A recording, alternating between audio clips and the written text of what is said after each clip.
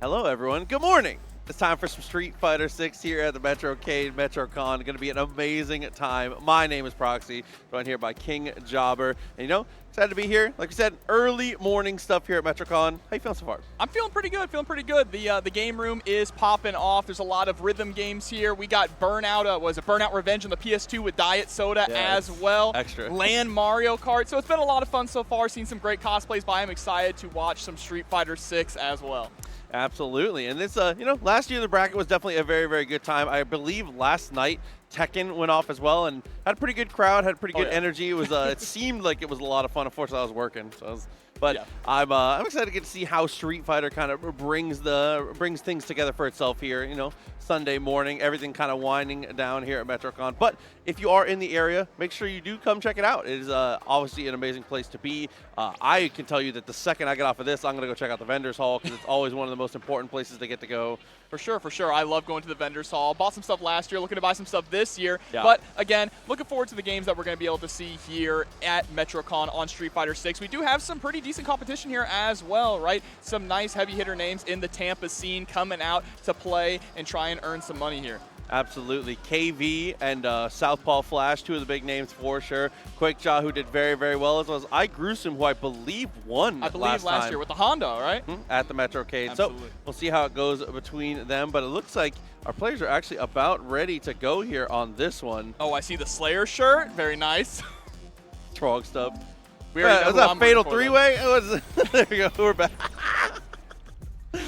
Oh, man. We'll see. Nick facing off against Aqua to start us off. Nick, I have not seen Nick play this game, but I will say that Nick is an avid fighting game player. My day job, I work at a cafe. I work at a boba shop. Nick comes in with a group every Tuesday. Shouts to them. They play Soul Calibur. Amongst other games every single week. I know that Street Fighter is on their rotation, so I'm excited to get to see the fruits of the labor because I get to personally watch this guy practice a ton. I mean, hey, it's those fundamentals that can carry you a long way, right? Even if you're not necessarily playing Street Fighter 6 all the time, it's Street Fighter. So if you know how to play a fighting game, you can go the distance with just some solid footsies and fundamentals. Of course, and it looks like he's going to be rocking the Akuma here. So, I mean... Yeah, if you're coming through with Akuma to kick things off, I mean, Akuma is another character. Look, I've only played a few Street Fighter games, but I can pick up any Street Fighter game and pick Akuma. Low forward into Tatsu, DP. That's all you really need, right? And that is the modern Akuma as well. So we'll see how this pays off for him here right off at the start. As we're button checking. Okay. They played real neutral, and then he did a drive rush off a crouching medium. He sold that. He did. I thought we were going in. And then the shimmy, too. I saw the throw, and I thought that was a shimmy right off the bat. Not going to lie. But we'll see. Just getting our buttons together, make sure everything is all ready and set before we actually get rolling here. Yeah, and it's going to be a fun time as well. 11 a.m. here in Tampa. It is hot and sunny. We are right on the water in the Tampa Bay. So beautiful place to be. Especially since we're right in downtown. I feel like there's a lot of good restaurants in this area. There's a lot of good brunch places. You want to go get brunch? We're already thinking about food, bro. We haven't eaten yet, so we're already thinking about food. Hey, listen, man. When you're in this type of area, that's what you got to consider. But like we said, get them together, and now we should be good to go. So it is still going to be the modern Akuma. So modern Akuma, I feel like, is a little underexplored.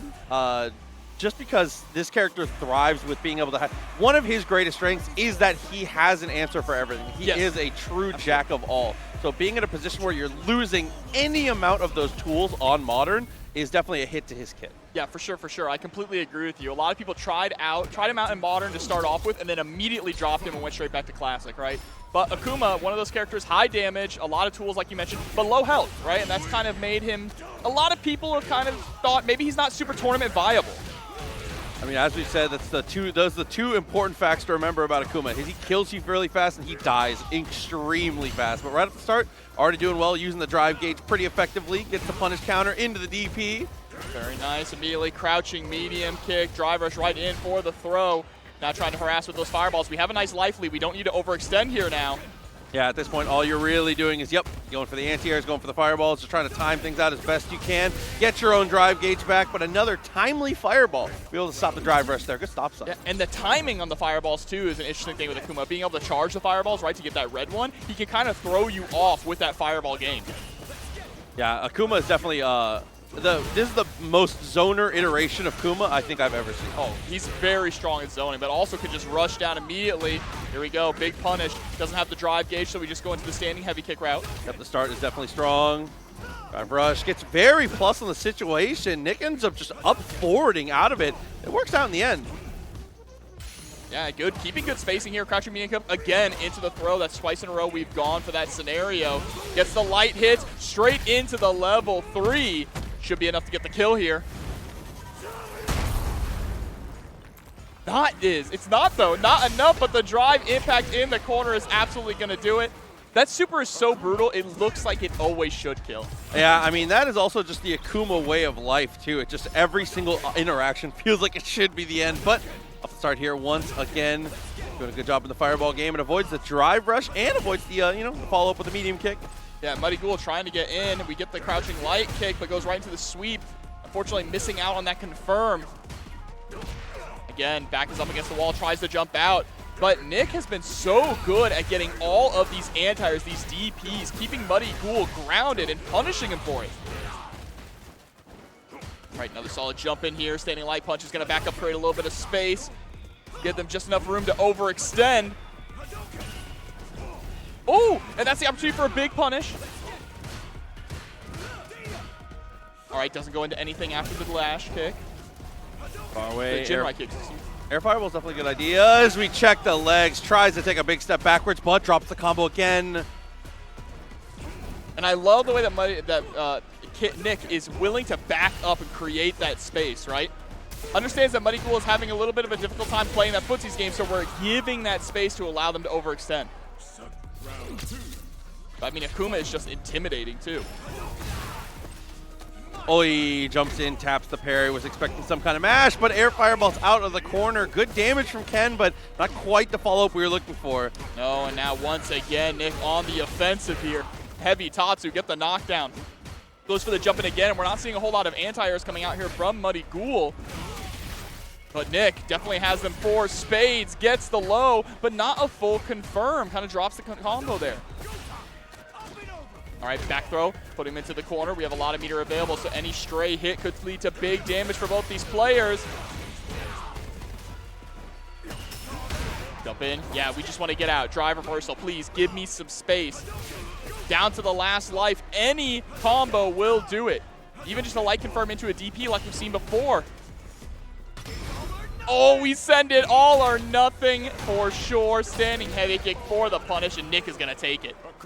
Absolutely. Doing a great job there with the Akuma, like we said, being able to buy that space, make things work. I think that's one of the most important things about how Akuma plays is that you mentioned the charge on the fireballs is really good for messing up timings, but just if you do not charge it, the release time on his fireball, how quickly he gets it out of his hands, if you are not actively making aggressive choices to get around it, a lot of the times he has plenty of time to react, and especially on modern controls, you know that DP is coming. Oh, for sure. The one-button DP, it is still strong. Even if Akuma loses some of his tools, he still keeps really solid ones, right? Yeah, we already saw that he has access to a lot of really strong options. The fireball game, I think on modern, you kind of want to play Akuma a little bit more like a zoner, right? Yeah, I agree. Because that's your strongest tool, I think, that he has, is that fireball game on modern.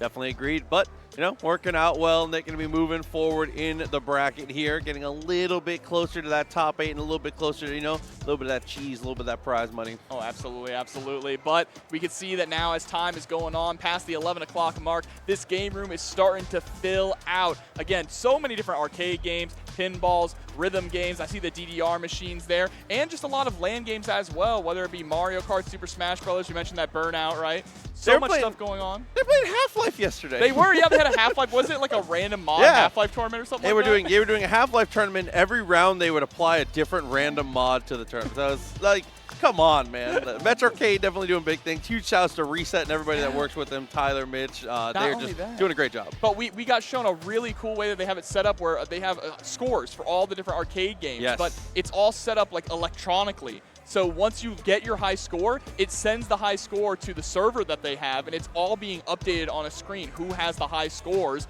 on the machines. And I think at the end of the day that someone gets a reward for that, like a prize, right? I believe last year they were giving out passes to the next MetroCon, so it might be something similar again, which is actually kind of sick. That is really sick. I love that. There's always something about an arcade and, you know, getting the high score on the arcade and seeing your name there. That's kind of an old school thing. I know a lot of the younger people don't know a lot about that.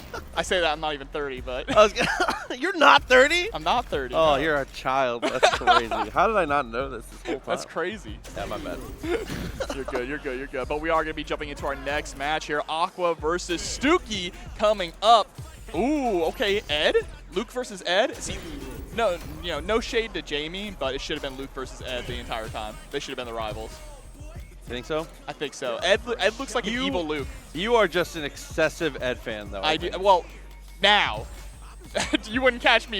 You wouldn't catch me punching for Ed in Street Fighter V. I'm sorry. I respect that. No, I mean his remake looks really good on him. I think his actual combo flow is very, very interesting. I think the way he actually plays neutral and honestly everything in general. I think Ed in every single measurable category is better than he was in 5. For sure, absolutely. I was gonna try and go into detail, but I would be talking the entire match. It's actually everything. In style and play style, those are the big things, right? He's got so much style, but Marisa with the style as well and the damage to put out here. Of course, Marisa took a little bit of a hit in the most recent patch, right? So you saw some of the really high-level players kind of drop her in favor of other characters, most notably being Big Bird, right? Yeah. Big Bird dropping her for, what was it, Rashid? Yeah, for Rashid. But she can still deal a ton of damage and has the armor to back it up. Here's a nice punish, though. Yep, right off the start, gets the pull in. That's one thing you have to be cognizant about against Ed is Ed, a lot of the times, his mix-up game, he's not going to be right on top of you CQCing. A lot of the time, he's just going to be looking for steal turns, see what you're going to do on Wake Up with the plus frames there, and use that pull to be able to get into better situations. Yeah, absolutely. And even on block, that pull is so devastating, right? Putting you into that strike throw mix-up that you have to deal with. And the spacing here from Aqua is so on point, though. Started off blistering, spending that level 1 bar, but now we are in the corner with Burnout. Got to watch out. Yeah, we should be able to set up for the guaranteed stun here, depending on how we go. But no, actually back in with the drive gauge. Finds the command throw, though. Ooh. One-touch kill range now here from Marisa. Oh, but we wake up with the EXDP challenging the Superman punch. That is how it's done. Yeah, not too worried about it there. Cycle powers. Take it over for your boy. You see the real Ed on the windscreen. Bison who? Okay. Block on the follow through there. Armor, but we had time to block. Gets the target combo afterwards here. Looks for the cross through. I like it, I like it. You tried to parry it, but was off a little bit on the perfect parry, so got thrown for his troubles. Oh, yep, but not able to cancel into the drive impact there to answer back. Unfortunate. Too far away to get with the snatch. Try to go for the step in. Got to be careful whiffing like that. And there's the punish. Yep, just straight into medium punch, heavy punch target combo, but gets clipped the damage on that. I forget. It's been a while. I forget how much damage Marisa does with just a charged Gladius. I mean, this is the battle of your mains. It's true, it is. Right off the rip, 3 bars for both players here. Are we going to get an opportunity to see that level 2, or are we just going to try and cash out with the level 3? Already on a great start here. Drive rush and gets the pickup, but no follow through. No, I wonder if we just were trying to get that decision making, right, between going for the kill rush or straight into the level 3. Yeah, decisions adding up twice in a row. Gets a drive impact. Doesn't get the combo, though. The big drop of both in Burnout now. And that right there, yep, into the level 3. String her up, turn her into a boxer mat. There you go. That should be the finish there. Aqua, just enough. Absolutely. The delay gets me every time. It's good. It's so good. That's my favorite part about the level 3s in the game. The delays on the KOs are so clean. And the way he just strings you up and turns you into a heavy bag. Like that. On to the next here, 1-0. Tries to look for the plus frames after the drive rush. Not quite there, but that's okay. You rarely get to see the full 3-piece there, right? On the standing medium kick. Uh-oh. This one's going to hurt. Into a knockdown. Nice setup. We immediately go for the drive reversal. Understandable. Yeah, wake up drive reversal so strong in moments like that. But Aqua continuing to apply good pressure. The jump in is anti-aired right away. Neutral jump. And pressuring here while still in Burnout. Yeah, you're seeing some of the weaknesses on Marisa here, right? She has to utilize a lot of drive gauge to really get things started. So Stooky, unfortunately, putting themselves into Burnout a lot, and Aqua taking advantage of that. Might be down to the end here. Possible final round, we'll have to see. 1 bar on each side. Clean jumping, though, into the back heavy punch. This one's going to hurt. Yep, spend everything, take it as far as you can. Goes for the jump in afterwards and is able to find the tick, though. 50% life off the table now, but a great anti-air. Yeah, and that's going to put us into burnout, too. Aqua getting aggressive with a little bit of a shimmy there. Yeah, we got to be a little more respectful of those pulls. Ed has been getting so much mileage, and off of that whip punish had the kill. Yeah, we didn't get the fireball. I think we were trying to go for the light fireball there, and it just unfortunately messed up. But either way, standing medium kick is going to do it with the low flicker jab. That's all you got to do at that point. I mean, once, especially with your opponent in burnout there, you almost get into a situation where you can kind of just take a couple big steps away, maybe go into the level 2, just try and control space and not let things go too awry. Because at that point, she either has to up forward at you or she has to full send a Superman punch. I don't think you're too worried about either of those options. It's too incredibly risky, especially like you mentioned with that level 2 on deck. That level 2, one of the best in the entire game, not only for combo potential, but for screen control, in a similar vein to Rashid's level 2, right? Yeah, absolutely. Not quite as juiced on the neutral control, but the combos are the most important thing for sure. Are crazy. As you said, you do the EX machine gun and then a very late cancel when they get into the air, and you just get so much corner carry. The damage is so high. Ed's in a cool place right now. He's nasty. He's arguably the most technical character in Street Fighter 6. He's up there. And it's incredibly fun to watch. Watch these scientific players like Brian F. play him, right? Absolutely. But like we said, moving on to the next one here. Still rocking that Street Fighter 6 here at the METROCADE. Things looking good early morning on the final day of MetroCon. And thank you again, everybody here. Everybody watching the stream, everybody joining us here in person. So we can see what we got coming up next. Bro, we got some good cosplays out here, too. They're actually amazing. You see the Ghost of Tsushima Ronin cosplay? That's crazy, bro. That goes hard. Every single cosplay he's pointed out to me so far has been a Soulsborne cosplay, by the way. I respect Hey, Ghost of Tsushima is not Soulsborne, though. I know. That's an Assassin's Creed game, I bro. know. It is. Oh, man. Don't look at me like that, bro. You know it is. We're on to the next one, though. It is going to be KV coming up. KV, definitely one of the strongest players coming into this tournament for sure. Absolutely. I have had the pleasure to play against KV and watch KV play many a time, showing up at the local. Shouts to GOTE, of course. So we were talking before the stream, too. One of the favorites to actually win this bracket here at MetroCon as well. Absolutely. Do you know who he's actually playing in this game? I haven't seen him play 6 yet. I know of his legacy in other Street Fighter. I've played him in other Street Fighters. So a few DLC characters have come out, so I'm not certain exactly who he's going to be playing. That's fair. I feel like last time I saw him play, it might have been on Cammy. Okay, that makes sense. I feel like a lot of stronger fundamental players who played older Street Fighters that hadn't quite found their footing in this game gravitated towards Cammy very early. Yeah, and then they branched out. Yeah, if you've played Cammy in any other game, it's the same game plan and basically the same buttons that you're pressing, right? So still an incredibly solid character, but we'll just have to see who it ends up being on the flip side here as well for Richarzard. A good name. That is a good name, Richarzard. The FGC has done an impressive job of leveling up their gamer tags. They have. One I really liked back at Combo Breaker was Violence Jones. That one's still in my head, bro. Violence Jones. I can't forget about it. I don't know what it is. It's just good. Something about it. So good. Oh, man. Well, like I said, getting our button checks together here at the METROCADE, hanging out. I am going to have to play some of these score attacks once we get off of here. Yeah, we'll have to see. Definitely, I'm going to be jumping on that DDR machine over there for You play DDR? I don't. I play it casually. It's just fun. You got me really excited. I do. I'm not that good, bro. Let's go, Jobber. We were about to duo it up. I was so excited. I mean, we could try. Oh, no, yeah. So he plays JP. That's right. Ah, okay. Sure. Or maybe it is Cammy. I don't know, bro. I can't tell which side these guys are on. I'm getting mixed up already. 11 a.m. I haven't had breakfast. You know how it is. Oh, my God. Yeah, because I do believe it is the JP here rocking in on the player one side. And we were right about the Cammy, just wrong on the wrong side. Just the wrong side, yeah, wrong person. Okay. But that's all right. JP's still incredibly strong, right? Even after taking a few hits in the balance updates that have come here and there. I feel like there's an interesting matchup, too, in that a lot of JP's things that got nerfed is that he's a little more whiff punishable, and Cammy is the type of character that can really take massive advantage of that. Absolutely, and there it is right there, right off the bat, right? With the sweep, the counter hit, but just like that, KV turning things up a little bit. Starting to play that zoning game, and that zoning game is still as potent as ever, right? Absolutely. I mean, setting up the departure. Good spin knuckle to get through, but unfortunately couldn't get any kind of reward because of the portal. But here's that knockdown. Oh, but we're getting run down right now here by Cammy. There it is, EX Mirage. Doesn't get the pickup though. Oh, air throw is big. Gets a side swap, goes straight into the teleport off the departure and the command throw. How often do you get to see that?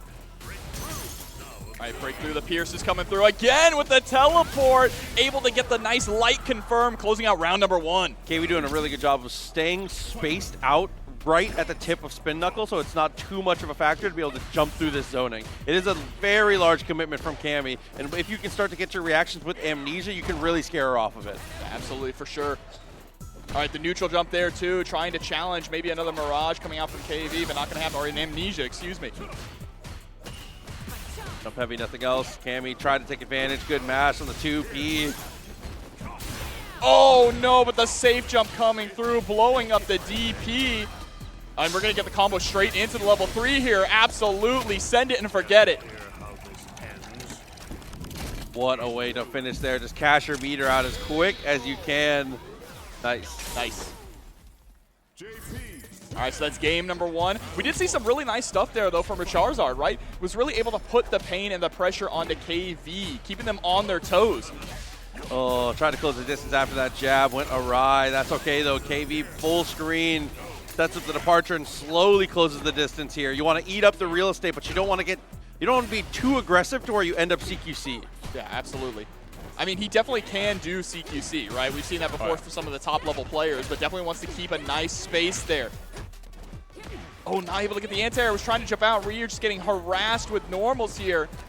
Does manage to find the jump away, though, and the throw to follow. Departure in the corner, and it's able to get the punish counter, but it doesn't commit to the level 1.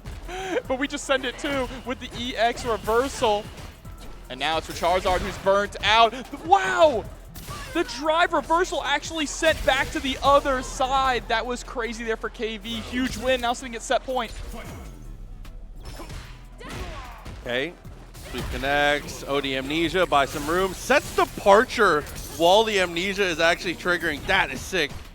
Yeah, just thinking 2 steps ahead, right? Knows that they're going to hit the ground near it, so setting up for that mix-up. Drive Impact going to find no home. And now, once again, ooh, nice! Just a little walk back, opposite side shimmy. Ooh, flips on pass, gets the hit, which actually cuts away the departure, but back to full screen, sends the super, teleports away. Yeah, was able to teleport away, but still taking damage in the process. There's a nice air throw. Just needs to find one more confirm here. We have all the meter we need. Cancel immediately into the level 3. Oh, doesn't quite juggle, but that's okay. Jumps away and looks for the anti-air. Not quite going to get there. Level 3 still available, but Amnesia, that might be the difference maker, and it is. Tries to jump, but they track you down. Yeah, they absolutely do. I like the idea to just try and jump to get something started, right? The only real way you're going to be able to cover yourself is to honestly get in there and get a throw on JP, right? To just make yourself invincible while the orbs hit you. But there were some good ideas there, and KV was put into the corner a lot and on the back foot a lot where he really had to think creatively to fight back. Yeah, it's one of those situations where JP players, that is the 2 situations you need to be perfectly comfortable in is full screen. You need to have an idea. You need to have a plan of how you're going to like reestablish yourself a little closer if you want to, or how you're going to play your zoning game when you get to that full screen. And you need to be comfortable CQC. Your character is not built to be fighting there, but you need to be comfortable in that finding ways out of it or finding ways to decline situations to try and grind out a little bit of advantage, right? Yeah, for sure, for sure. Sorry, I just got distracted by the size of that Overwatch bag. Like I could fit in it. I don't even see what you're talking about. Rel took it. Oh. It was crazy, bro. Oh, dude. But you are absolutely correct for sure about where those JP players want to play. And those where you see some of the top level players shine is when they have a game plan for every single interaction, every single distance that they are from the opponent. And he has the tools to deal with everything. He definitely does. But on to the next one here. Gonna have Quickjaw coming up. Quickjaw did really well last MetroCon, a local player here in Tampa. I believe he's still on the Honda. On the Honda, all right. Honda Bros. Of course, Honda got some changes too. How you feeling about that as a Honda player? I don't play. I don't play Honda. Oh, it's over? I quit him so long ago. That's dude. crazy. Who do you play now? I quit him months ago. I play Blanca. You play Blanca? I've been playing Blanca for like 8 months, dog. Hey, production, can I get out? I think Honda's in a pretty good place here. It's new juice, standing medium kick feels really good. I think that when we saw the patch, we thought it was completely over for him because when we saw the headbutt stops when you pass them instead of just continuing going, that felt like the be-all, end-all. But it feels like he's just been retooled up. I think the character's still in a fine place. I don't think his tier placement changed too much, and I think that he is still gets the job done in the same way. He's a little less brain dead, right? Like there's some risk to actually sending out the headbutt now compared to last time. But like you mentioned, they gave him a few extra tools, the juice standing heavy punch, in order to make up for that. So yeah, I completely agree with you. I completely agree with you where he is placed currently, and going to be going up against, it looks like, Marisa here. Yeah, we'll see how this matchup feels. This was never fun when I was playing Honda. I never was having a good time against this character. Yeah, no, Marisa's armor is just so good at dealing with a lot of what Honda wants to throw out, right? The way you pressure Honda is really important too, because you can throw OD headbutt, which is his best possible reversal. So a lot of the times he is very susceptible to the throw, but you can kind of prey on that, knowing that I know that he knows. But into the match here. Oh, praising the sun right off the bat. Yeah, if they're going to give you full screen, might as well. And that is a very common scenario that's going to come up. That's Honda. You are minus there, but it is safe. Tapping parry is a really good way to establish and kind of make people think second guess themselves when it comes to stealing that turn. Yeah, great reactions as well there with the drive impact, getting the huge punish here on Merrick. Oh, wake up back throw. Here we go. Tries to go straight into the parry stance, but not going to work out. Jumping out of both those situations here. Gets the headbutt. I mean, you can't. When he's got charge, you already know. Yeah, for sure. The moment that he's sitting there holding down back, you do not want to be jumping at him. Got to play that footsies game. And Marisa can play the footsies game there. I like challenging with the standing light punch. Lanza gets a throw. Good start. Oh. Plus on whiff. Yeah, a little too far away. I love that too. A lot of Hondas will sit on their laurels there and try and get the charge, try and salute the sun. Not going to fight on that one. Is going to stay aggressive, and all of this is netted off that one good interaction. Yeah, taking her to the ring with the body slam. Huge damage as well. Back is up against the wall. Needs to figure out a way to escape. Whatever you do, don't jump. Oh, well-placed drive impact. Question is, we're going into level 2. We want to hold on to the one bar. I think at this point, you probably should have sent the level 3 in order to just get out of burnout, right? Yeah. And put Honda in the corner. That was the biggest thing for sure. Not only giving yourself more time to get out of the burnout, but getting out of that corner, getting the positioning was so important there. Quick, they're doing a great job. Ends up getting the counter hit though. Nice punish. Yeah, Superman punch to keep the pressure extended. Oh, and the little bit of a shimmy coming through. That is nasty, bro. I hate that he can do that. Car Command throw. He's been doing that since tail as old as time. I know, and I hate it every single time. Oh, nice whiff punish though. If we're going to be whiffing like that, got to be ready. Taps the parry, finds the throw once again. Yeah, back is up against the wall. Clipped by the low again this time. Extended combo. Oh, I think he wanted to drive rush again. You can drive rush chop again and then go level 1, but instead he's able to take the kill. Yeah, not going to matter. Still able to get the round like you mentioned here. And now sitting at set point. Quake looking to try and close this out and move on the winner's side of pools. Too far for the car command throw. That's okay though. Ooh, clean, perfect parry into the standing heavy punch chop. Of course, there is a lot of scaling on that combo where we got the corner carry, which is perfect. Easy anti-air. Oh, actually gets the answer there, beats him on the low, and that should be enough here. He's going to fully extend with all of the drive gates, level 3. Going to be very, very close, but I think that this is it. Yeah, I think it absolutely should be one of the best level 3s in the game. Slam down, perfect KO. Great stuff there from Quakeja. Yeah, showing off why they played so well last time on the Honda. I really do think the character's in a good place. We didn't even get to see I feel like you don't get to see a lot of the new buffs against Marisa either. I mean, I feel like standing medium kick usually ends up being one of those tools that you end up beating characters that have like more regular footsies with. Yeah. But against Marisa, with the way that she kind of presents armor, you can't play like your normal conventional footsie style because you're throwing a lot of mids, and she does not care about them. You know, it's interesting because you mentioned about like the place he's in, and we talk a lot about balance in the FGC and with fighting games. I think that Street Fighter 6 is in a really strong place balance-wise, and not only Street Fighter 6, I think this might be the best era for balance in fighting games. I agree. When you think about it, every fighting game is overall pretty well balanced, all of the big ones that are currently out there, right? And it just keeps growing and growing. That's why we're having the biggest EVO of all time coming up in just 2 weeks, over 10,000 entrants. Street Fighter, did they break 5,000, I think? Street Fighter is a lot. A lot. It's over people. 5. I think it's over 5,000. It is insane. Most entrants, #1, I believe. I believe so. I believe it's Street Fighter, Tekken, and Strive. Strive, in that order, which is the big 3 right there. Do you ever think you were gonna get to say Guilty Gear as part of the big 3? I never did. Go way off. Never did. Way off script. Never did, but it's pretty sick. It's pretty sick. 3 years in a row breaking over 2,000 entrants is crazy for any game at EVO, let alone an anime game. But of course, Street Fighter still going strong, growing in entrants, and it's going to be an insane time in a couple weeks over at Vegas. Absolutely. But for now, again, thank you for joining us. Appreciate you guys being here. The METROCADE continues to roll. It's going to be open for, I believe, all of the day today. So make sure you come check it out. If you're in the Tampa Bay area, MetroCon, obviously one of the places to be. Got to come check it out if you haven't already. I mean, if you got your pass and you're feeling like you shouldn't come today, you know, you just want to rest. No, you got to make it work. You got to get out here. Absolutely, absolutely. And oh, this is going to be a fun match. Also a bit of a heartbreaker, too. It is tough because I would hate to see either of them lose, but one of them must go. KV versus Rated, so it's going to be JP versus Dalsum here. Dalsum, our local sim player here, Rated. Love that guy. I think he can hear me. He came through. He came through yesterday. Cosplayed as Professor Birch, by the way, and it was Professor godlike. Birch? It was crazy. Actually godlike. Yeah, he's just such a nice guy. I don't think there's Dalsum players. There's something about him.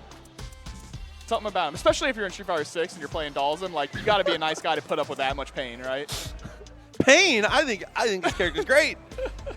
I mean, depending on the matchup, this character, it's interesting, though, because Dalsum feels a lot more rush-downy than he does in past games in this one, right? Having access to the teleport, of course, the drive rush. He's got really solid light normals up close to mix you up. It's definitely Street Fighter 5e, for sure. Because in 5, he was the type of character where, you know, he's throwing fireballs, he's teleporting, he's looking for mix-ups. He plays that zoning game. The zoning leads to the mix, right? Yes. When your opponent overextends and gets into a weird spot and you find that knockdown, then you can kind of initiate the offense. But until you have time to turn on the jets, yeah, you just kind of chill, kind of play that zoning game, stretchy limbs. You say, you know, it's funny you mentioned the zoning leads to the mix. That is a very anime-sounding type of character, right? And of course, Street Fighter 6 taking a lot of inspiration from anime games with some of the systems here. So it is really interesting to see the way that Dalsum does function in this game. See how it goes between the two, though. I'm not sure how people feel about this matchup now, but there was a time period where people thought that Dalsum might be the answer to JP. I think that's probably because of his teleport, right? So he doesn't really have to deal with a lot of the Pierce and the departure shenanigans that JP is putting out because he can kind of teleport to get around that. But we're not bringing in the JP. Instead, for this matchup, we're bringing in the Aki. I respect that. I mean, KV might be a part of the group that thinks that Dalsum is the answer. I mean, that would make sense. He is not a bad character to deal with JP at all. But against Aki, this character is juiced right now, Proxy. This character looking incredibly strong. She already was the burnout queen before the patch, right? But now, only gotten better. Good damage there. Chucks the fireball, closes the distance a little bit, but doesn't overextend. I like that. I put expectations on that one. OD fireball doesn't get much, but the drive reversal sends it back to full screen. Yep. Ooh, walking right underneath the teleport, though. Getting out of harm's way. Gonna see a lot of funky hitbox interactions here, but teleports right back onto the poison. Taken away now. Late teleport is really good. You gotta just ignore the point. You have to act like it's not there. It hurts, but you have to ignore it. Oh, but we're right on in. Gets the crumple, too, into a huge pickup all the way into the corner here for KV now. Oh, good idea there, but wasn't quite close enough. It doesn't move that far forward. Extra damage and burns himself out trying to go for the drive impact. Oh, you're dead. You're so dead. Oh, my God. All that damage over time, ticking away there on Rated, really added up.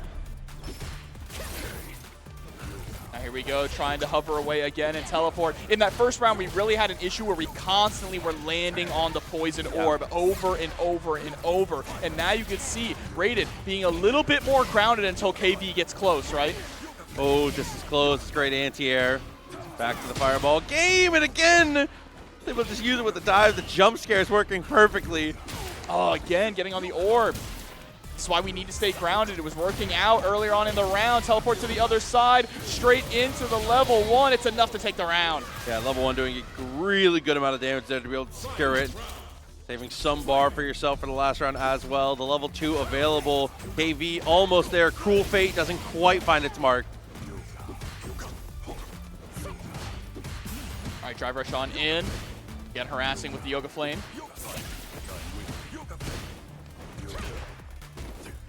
Oh, was in a position to where he potentially was going to get a combo off the forced knockdown, but instead he's going to have to hold the level 3. I love this choice here. Build some of your own drive gauge back, put your opponent in burnout. Strong stuff from Rated. Beautiful, beautiful. Now question is, okay, we just dashed right on in. I was curious if we were going to go in or if we were going to sit back and play more of that zoning game, but we want to get aggressive now here for Rated. Yeah, I mean, you've generated disadvantage. Might as well take some of it here. Takes the kill. Good follow through for Rated to lock down game 1, and we are going back to the character select. We're going back to the Kane. Absolutely. Yeah, right back to JP. Aki wasn't working out the way that we were hoping for. Even though we performed really well in that first round, Rated just had the adaptations on lock. It was a lot more, okay, let me stay grounded, not try and stay in the air, and pick and choose when I go for hover and teleport, right? Okay, we'll see. This is one of the dangerous things about the double-edged sword of playing another multiple characters is the what-if factor. What if I had played JP the whole set, you know? Yep. But you're seeing right here, right, being able to fly over the pierce or teleport away from the pierce, that is a big factor here for Dalsum. It doesn't have to deal with it at all. We just get up there in the corner, wait until you send something that's unsafe, and then teleport right on your dome. Yeah, you got to be a little more careful. You cannot play your conventional JP zoning game here. Departure is still very, very strong, but when you go for Departure, a lot of times you just use that as a proxy for yourself to be able to be more active, to be ready for what Dalsum goes for. Yeah, very well said. And now sending out EX Yoga Fire, Yoga Flame. Like right there, I like that a lot. Goes for Departure, sends out a Ghost to answer the Fireball, and then ends up in a position where Rated feels like he needs to do more. And then all of this is snowballing off of Rated overextending once on position. Yeah, exactly. And now we're forced to spend our drive reversal to try and get out of the corner, but we are locked down. And this is where JP's zoning can really shine. Ooh, teleport shenanigans against each other. That could have been the confirm to get the kill, but it doesn't work out. That was just a touch too far. Level 2 available for KV. Teleport, he jabs it! Both of them, oh, they both had an opportunity to close that in the end, though. KV had more life to play with. When you're both scrambling, the player with more life almost always wins it. And Dalsum's such a slow character that he does not thrive in the scramble at all either, right? No. But here we go, nice teleport to the other side, gets the punish on the Ghost.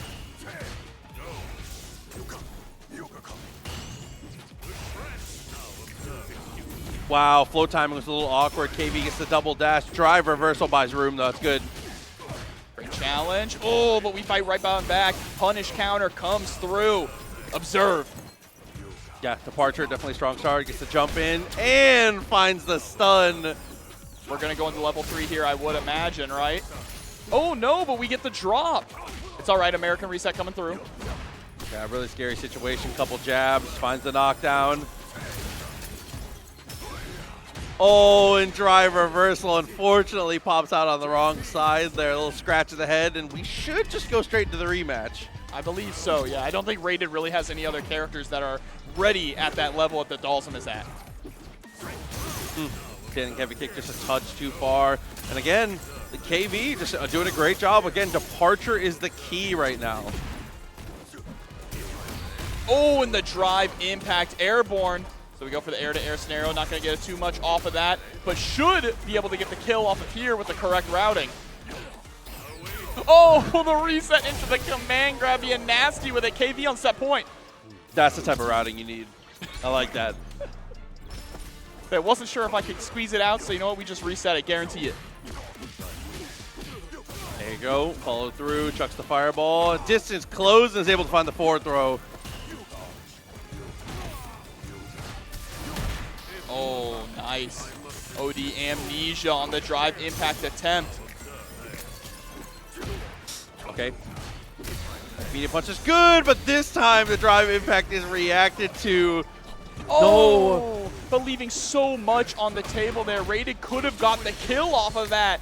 And now KV fighting back. One drop like that could be your life. Oh, he went for the simplest combo ever to try and go for a reversal. Afterwards, Drive Impact again does not find its mark.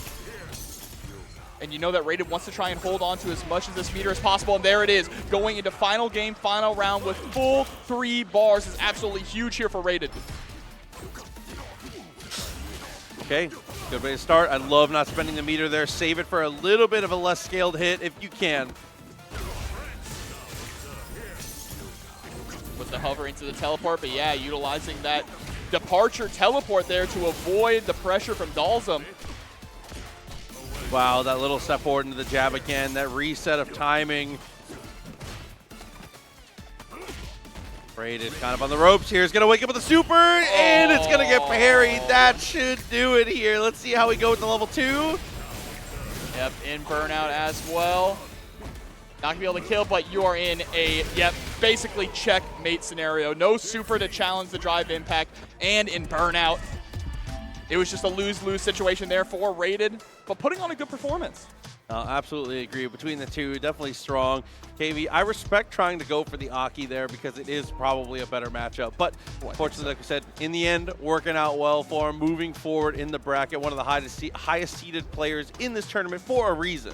Yeah, I mean, looking incredibly strong. There were a few moments there where we could have closed out some rounds by going straight into level 3 for the kill, and we didn't. But you still have time throughout the bracket to clean up those reactions and that decision-making, right? Absolutely. I mean, still plenty of time, you know, not only here at the bracket, but also here at MetroCon. Like I said before, make sure you check it out if you haven't already. The MetroCade is looking good. When I'm looking around, I'm seeing these score attack things because they do have setups here, you know, obviously doing the score attacks and stuff like that. There's a home run contest, and I think I got it. You think you got it? I think I'm nice Home enough. run contest? Who are you going to bring into it? Ganon, obviously. Ganon for the home run contest? Yeah, come on. For home run contest production notes. I like come that. on. I do. I like Ganon. Come I like on. Ganon for it as well. Absolutely, absolutely. Yeah, I don't know. You know, I'm a little out on the loop with some of the newer characters in Smash, so. Nah, tried and true. We're taking it back. It's the charge. It's the up, not the up smash, the up tilt, right? At the end, you hit the up tilt. That takes too long. You lose time on building percent on the bag. Is it just he the Falcon Punch? Production, he thinks he knows. I don't know. I don't play Smash. He doesn't know. I play casually, bro. I just play Ike. I just pick Ike and K Rool and have fun. You know what I'm saying? I respect that. Hey, that's how you enjoy games. The most important, if you're having fun, I'm having fun, John. Exactly. Look, I play Ike, so you know who I play in this game, right? Marisa, right? It's simple. Big damage. It's a lot of fun. But we're having a lot of fun matches coming up here as well at MetroCon with Street Fighter 6. Gruesome, the winner of last year's tournament, coming up against Coin. Yeah, we'll see how it goes here. Gruesome, I believe, is still on the Honda. Maybe had a change at some point. Obviously, it's been a full year since we were able to see him before, but... You remember last year we had that guy that was dressed as Dale Gribble that was sitting there? That was crazy the entire time. Did he keep like talking to us? Yeah, he kept doing stuff. Yeah, he kept doing stuff the whole time. That was to that guy, bro. wherever you are. I miss you. Yeah, I miss him too. Rest in peace, Dale Gribble, by the way. What? You didn't know, bro? I hate to break it to you live on stream, but Dale Gribble's voice actor passed away months and months ago. That's horrible. I'm sorry. I did not know that. That sucks. Hate to do that to you while we're working, you know, but. No, it's okay. But like I said, about ready to go, getting things together. Shout out to Rel, our stage manager this weekend. That's good to see him. It is. He's not a local. He's just here. He's not. You know what's crazy is I thought he was from Tampa until like a year ago. He's just all over the place. He is. He is all over the place. One of the best to do it, absolutely. But it looks like we do have a button check coming up here to kick things off. I do think that Gruesome probably is going to be sticking things out with Honda, though. Yeah, that would be cool to see. I mean, definitely has a good playstyle and a good understanding of where to be when it comes to the character. No? Okay. Okay. Got the update from production in my ear. They are going in. No button checks needed. That he did the 2 finger. Yeah, the 2 fingers in my ear, you know? The communicator. Coming up against Ken. This can be a rough matchup depending on how the Ken plays it. Obviously, you do have very, very good priority in like when it comes to whiff punishing and anti-airing. headbutt really good, standing heavy punch really good. But he is kind of a bully, and Honda has to make a big commitment to kind of deal with that. OD headbutt is a double-edged sword that can work very well, but obviously Ken's strike throw game is very strong, so it can put you in terrible spots too. Yeah, Ken is a tournament character through and through. Coming on in, starting things off with the OD fireball. And look at this, Gruesome just going with the tried and true pure rushdown Honda. Coin nearly burnt out already. Found the knockdown again, standing medium punch after the drive rush, distance closed, finds a sweep actually. And this can be really difficult to deal with, right? When Honda is just in your face constantly, you have to force them to respect you, respect your defense. But now we put the brakes, pumping the brakes when we're one hit away from winning. When it was working out before, I'm surprised to see that. Yep, fireball game in response to an okay, but just headbutt full screen, my beloved. Just send it and forget it. Golf lanes on the other side, trying to go for the command grab there, but it is going to get jabbed out. Yeah, huge punish there on the EX headbutt. Gruesome thought that Coin was going to press back. Missed out on a lot of damage after the punish counter, but that's okay. As long as we're getting something. Something is always better than nothing. I know it seems like an oversimplification, but I'd rather see you go get some amount of damage than mess things up. Just like that. The simple punish is good enough. Oh, and a standing heavy punch immediately into the Dragon Lash kick. But we challenge back. Crouching light punch, pressing on out. Nice, just the DP, saving the meter. Pushed away, drive impact, and finds the jab. Had already committed to the butt stomp there. Doesn't quite work out for him fully. Oh, headbutt there, round start. Actually winning out on the drive rush standing heavy punch. But sitting on 3 bars, both of them fully loaded guns. Next straight hit could lead to a ton of damage depending on the starter that we get. Okay, a couple good throws in a row, walks up and is able to get it again. The strike throw is working perfectly and gets the Dragon Lash to take the kill. Didn't even have to spend the bar. No, saving it for next game here. Coin going up in game number 1. Great rhythm game player and great fighting game player.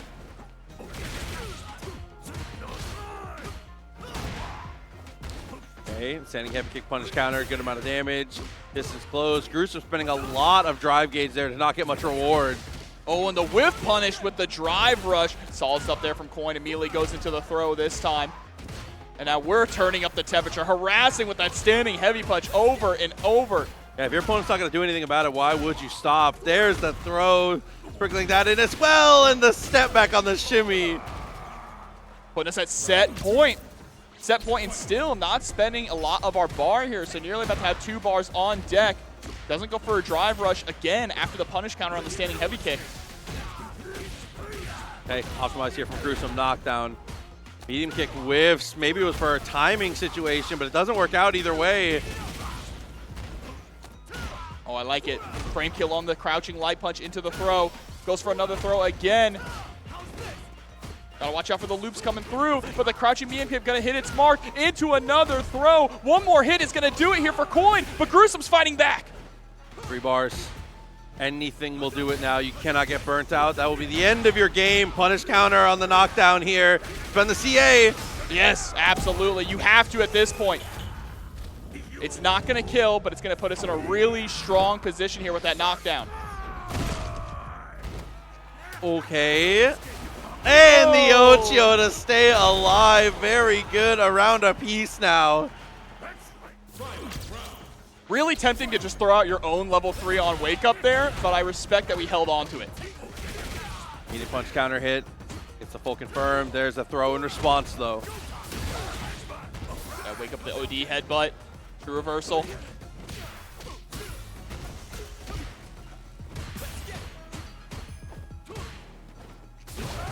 Oh, this time going for the empty jump to bait out the OD headbutt. Very smart there from Coin. Spends the level 3, which is also good decision making, so we can buy time to build back up some of that drive gauge.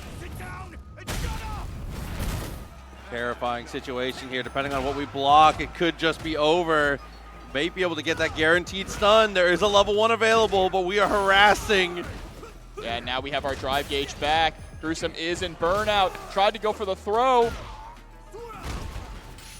Scary scenario. Back up against the wall. But the EX butt slam. Going to be able to keep us alive and take it to another game. Round of applause for himself, too. I respect that. Got to have the confidence. Got to keep yourself in it. 1-1. I mean, he was on the brink. I was the comeback in that one round. Round 2 was ridiculous. Yeah, incredibly scary there. Anything could have done at a trade. Able to score the throw, chasing down, throwing the wake-up OD headbutt. That's what you mentioned earlier, right?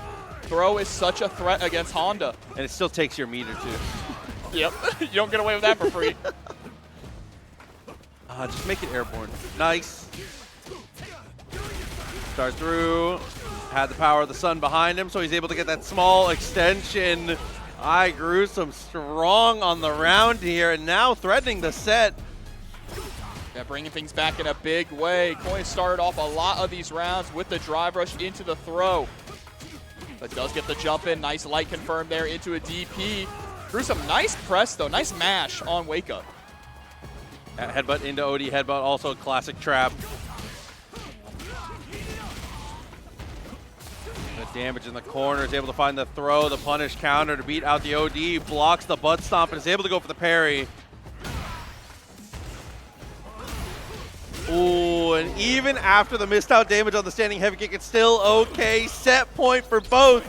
Yeah, final game, final round, down to the wire. 3 bars on both sides. Once again, we're gonna see who sends it first with the level 3. Oh no, that's gonna be a massive punish here. Yeah. And it's gonna spend that level 3 like you said. Yeah, you burnt yourself out in the middle of the combo, so you're kind of forced to spend the level 3 to make sure that you can get at least half of that drive gauge back in the process. Yeah. Staying the aggressor though. Meter about to be returned. Backdash doesn't work out the way he wanted. CA is available. He is gonna get the headbutt, but he doesn't have any life to armor anything now really. And burns himself out with the drive impact turning around. The standing reset after the clap. Next hit will kill. Yes, CA. Oh, brilliant tears too far. Absolutely could have been it. There it is. Gets the confirmed. Coin gonna take it with a well-placed drive impact on the headbutt. Oh, dude. Maybe. Wanted to go for super and just rolled the stick forward and got headbutt instead. Because in that spot, if you go for super, because you obviously can't drive impact in response, you don't have the life total for it. Yeah, but absolutely. Super was your only way out. Because he actually got a normal too, if he goes OD headbutt, that's 2 hits, that would have actually broken the armor too. Yeah, but unfortunately that did not pan out that way, and now he is sent down to the loser side of the bracket. Still has the opportunity to come back and win the tournament, but it's going to be a little bit of a tougher run. Absolutely. We'll see how it works out between the two, though. And, you know, as we continue forward through these matches, I do want to say again, thank you to everybody joining us here. We have a lot of people watching on Twitch, which is very, very cool to get to see, as well as everybody here in the METROCADE hanging out with us. We appreciate you all very, very much.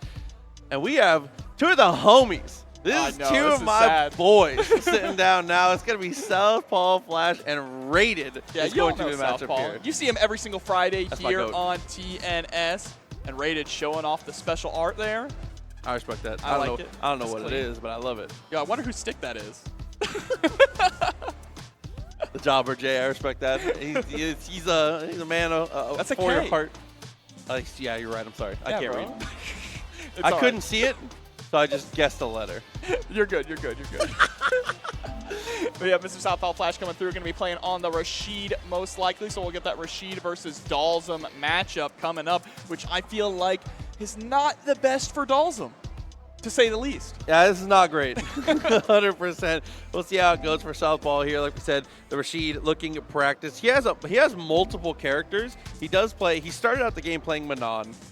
Does have an Aki and has played a decent amount of Rashid as well. And I think that he also is Masters with Akuma.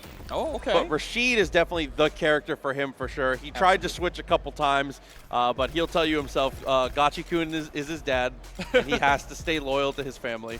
It's his most consistent character too, right? 100%. If you see him play in TNS brackets or play at any majors, he always places consistently highest with Dalsum. I was about to say with Dalsum, with Rashid. I saw Dalsum folding himself up there on the screen. we'll see how it goes between the two. Again, these are two of the homies. Love these two very, very much. Rated a regular TNS watcher and a local player who's been playing for a very long time. Played originally was a Smash player, I do believe. Played Brawl and Smash 4 as well as Ultimate for a decent portion of the life. Has switched over here to the Street Fighter 6, and it's a good look on him. Yeah, love to see it, love to see it. And love to see everyone tuning in on Twitch as well for a little local Tampa bracket here at MetroCon. Yeah, the METROCADE has been treating us very, very well. Huge shout out to Reset and everybody who is a part of it here. But it looks like our match is ready to begin. As we said, this is going to be a tough one here. Dalsum, this is the classic. This is the... my example always used to be Abel versus Dalsum. It's like Dalsum's winning till he's not. You get step kicked and you die. This is another one of those situations. You get Eagle Spired to the corner and you are just in a horrible position. Yeah, Dalsum, I think one of the characters more than any other in the cast that has to utilize that drive reversal, right? So wake up, drive reversal, huge for Dalsum, and definitely going to be useful in this matchup. Yeah, the normals he's able to represent as Rashid, though, are so good for being able to get the punish. Love that jump attempt. And Southpaw Flash approaching this very cautiously. Love the teleport at the last second to avoid the tornado. Yeah, Southpaw, one of the things about his playstyle is that he plays extremely slow and steady until he finds his knockdown, and then he's a nut. But he's really like methodical to a fault almost with his neutral approach. So you would say he's playing Street Fighter until he's playing Marvel. He's a little too passive sometimes. There you go, gets the throw though. All right, clean with the throw loop, dashing right on in again. Ooh, not able to actually get the connection there. Link is off. Another situation like that. Could have just walked forward to kind of try to go for the mixer, but instead ends up going for the level 2. And no, we stick a limb out. Oh, that's a heartbreaker. So unfortunate. Just hiding in the tornado like a coward, not coming out to fight. Okay, right there gets the parry. Kill situation. And you can see he's willing to give up as much room as he needs to here. Dalsum spent a lot of drive gates getting him to this corner. Got to keep him there now is the most important thing. Yeah, and that fireball is so hard for Dalsum to deal with too, right? The angle that it goes up in means that Rated cannot sit in the air and float like he would want to in a lot of other matchups reliably.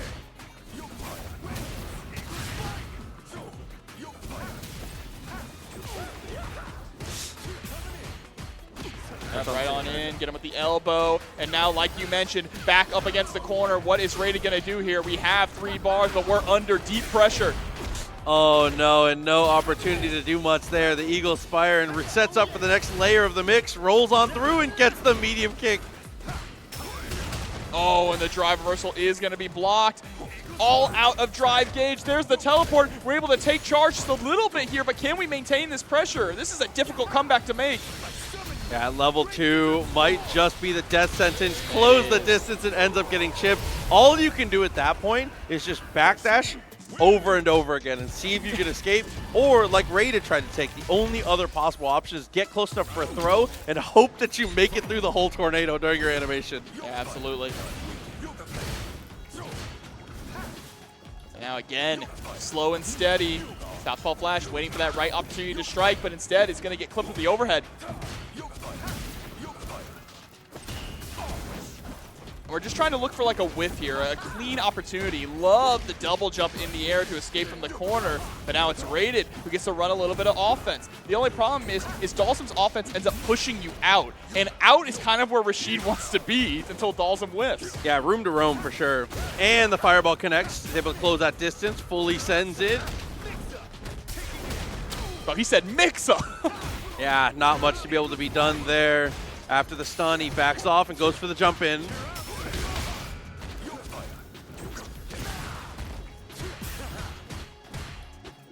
Oh, again, look at that little shimmy there. Nearly got a whiff punish. All right, spends the level 1.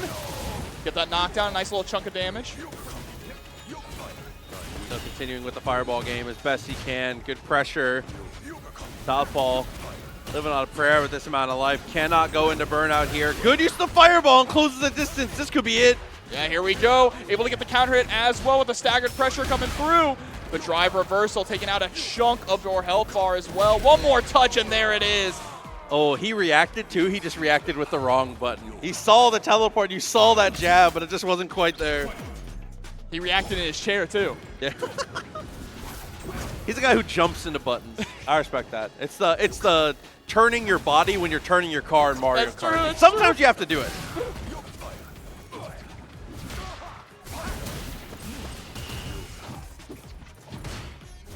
All right, again, yeah, just harassing here with the tornadoes. Into the counter hit. Hot-rated pressing. Oh. Yeah, that was a wonderful throw tech there, being able to keep rated lockdown in the corner. And another beautiful answer with the standing light punch anti-air. Shades of Ryu, Season 1 Street Fighter 5. Throw worked out well. Gets the anti-air again. Nice combo on the forced knockdown for the second time. Oh, but too floaty on the jump. Brady would have actually been able to punish that if Dalsum didn't have as floaty as a jump as he had, right? And that's the balancing factor. He has to have something like that. Standing heavy kick is punished right away. Goes into the OD Spire and closes the distance. Oh, missing out on a decent amount of damage here. This is a little unfortunate. Sent back to the full screen now. And again, both of them sitting on fully loaded meter. That jab was incredible from Southpaw. That's one thing you always have to be aware of when you're facing off against Dalsum, is being able to poke the limbs. And now we just got to find that one touch. I mean, Southpaw is in one-touch kill range, right? Depending if we can get a clean jump in, go that right into level 3.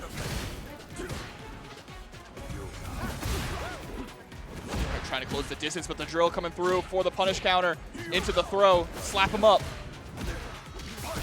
Nice.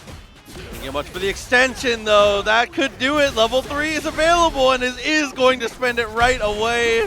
That maximum Rashid coming through. It should be just enough. Absolutely. Picture perfect finish there. KO Southpaw Flash. Moving on. Oh, he's in the loser side, too. That was a loser's match, so. True, yeah. Rated, unfortunately, out of the tournament here. I'm curious who sent Southpaw to losers. Yeah. Oh, Coin did. Oh, Okay. So Southpaw going to be, punching his ticket in, taking a break from production. He said, work is overrated. I need to play little games real quick. Hey, but what a good place to play as well here at MetroCon in the METROCADE. It has been filling up more and more as time has gone on, as more people are arriving here at MetroCon. Here in the noise coming in to see what's going on. Absolutely. Like we said, we started off bright and early today. We were, in the room hanging out 10:30. We had a ton of people in here playing the rhythm games. Like you said, it's been filtering in and out and looking very, very strong. Make sure, if you have not checked out MetroCon before, that you definitely do in the near future. Obviously, it is a yearly amazing thing here in Tampa Bay at the Tampa Convention Center, which is a ridiculous venue. Oh, it's an incredible venue. I love the Tampa Convention Center. I have been dreaming for a big FGC event to come here. One day. So I just don't have to stay in a hotel too. I can just drive to it. But it's beautiful. It's right here on the water in the Tampa Bay. Tons of stuff going on. We got the food trucks outside, lots of great restaurants around in the middle of downtown Tampa as well. So just a wonderful place to be with a lot of wonderful people here at MetroCon as well. Yeah, right off the river, which is very, very cool. And, a ton of stuff to do. I'm excited to get to go see the vendor hall straight after this, as well as even if you're just here in the game room, here in the METROCADE, there is a ton of stuff to do, all presented by Reset GG. Huge shout out to them. Make sure you check them out if you have not. They're an incredible company, locally owned. And shouts to Mitch, too. Mitch, Tyler, all the homies. We love those guys. It's a whole lot of fun, but we've been having a whole lot of fun here with all these matches as we start to wind down here with our matches as well, getting closer and closer to that top 8. I think we are actually moving into this top 8. Oh, yeah, okay. Seeing these two come up, yes, that's what I had to assume. So, Quakejaw, we saw once already doing well on the Honda, and then you have a player who, if you have watched basically any fighting game recently, a name that you have probably seen plays a ton of different things. It's going to be Too Easy. Too Easy coming through. So he had obviously did very, very well in a lot of different Mortal Kombat titles. Was a very high-level contender across multiverses for a time. Has done very, very well for himself. Street Fighter 6, we'll have to see what the character selection is going to be here for this guy, though. So just a fan of fighting games all around. Yeah, I'm really curious to see who we are going to be picking in Street Fighter 6. Do you have any ideas based on who they play in other games? I feel like he has a pretty different style in every game, but it's definitely a little more aggressive. So I wouldn't be surprised to see oh, this baby. has to be a button check. This has to be a button check. Listen, bro, Tampa Bay, if there's one thing that we know, it's Please sumo. let it be a button check. If there's one thing we know, it's sumo. We're hanging in that color select for a while here. I'm not sure. Oh, the fist bump. Is this happening? Are we just having a straight up sumo match here? Is this the power of sumo? Let's find out.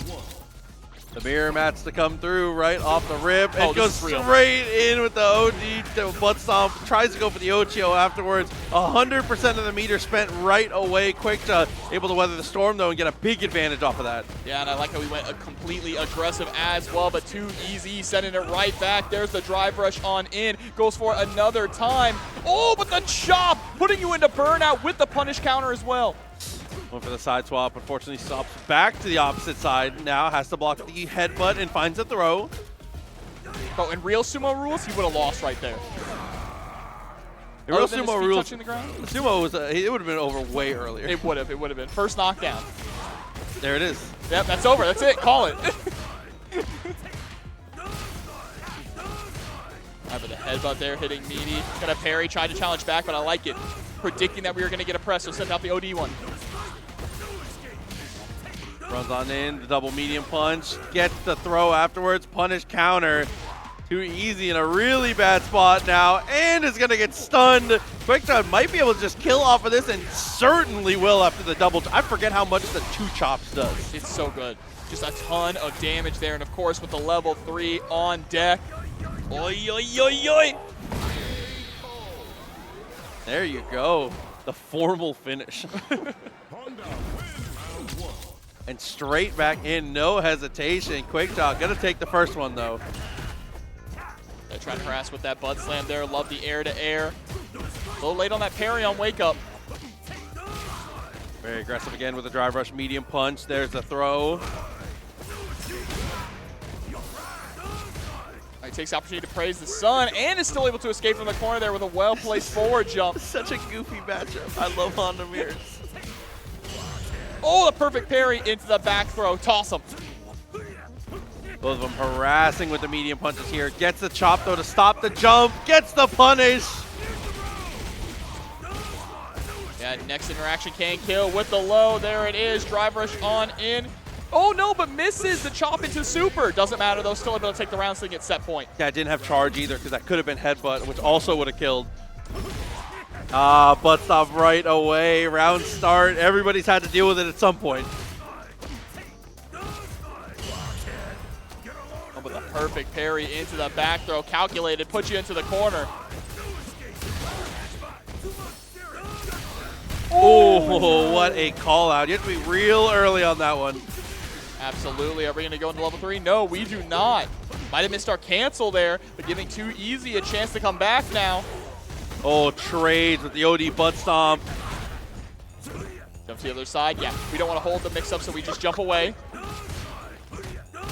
Headbutts everywhere and in between, and absolutely, when your opponent's in burnout, you might as well send it there. I like that.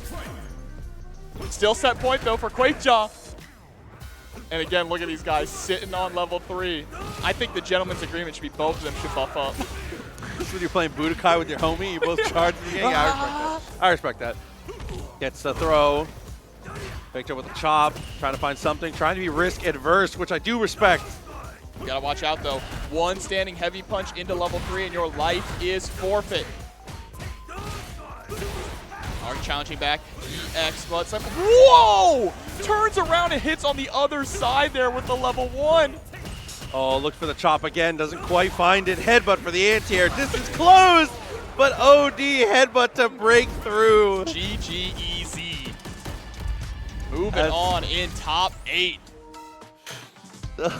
I love the Honda mirrors so much. There's something it's so special. close to my heart. There's something special about Honda mirrors, I will say for sure. But Too Easy still in the bracket on the loser side there of top 8. Has the opportunity to make the comeback here, get that run back for the Honda mirrors once again. But, you know, a whole lot of fun, and we still have plenty of more matches coming here in this top 8 at MetroCon.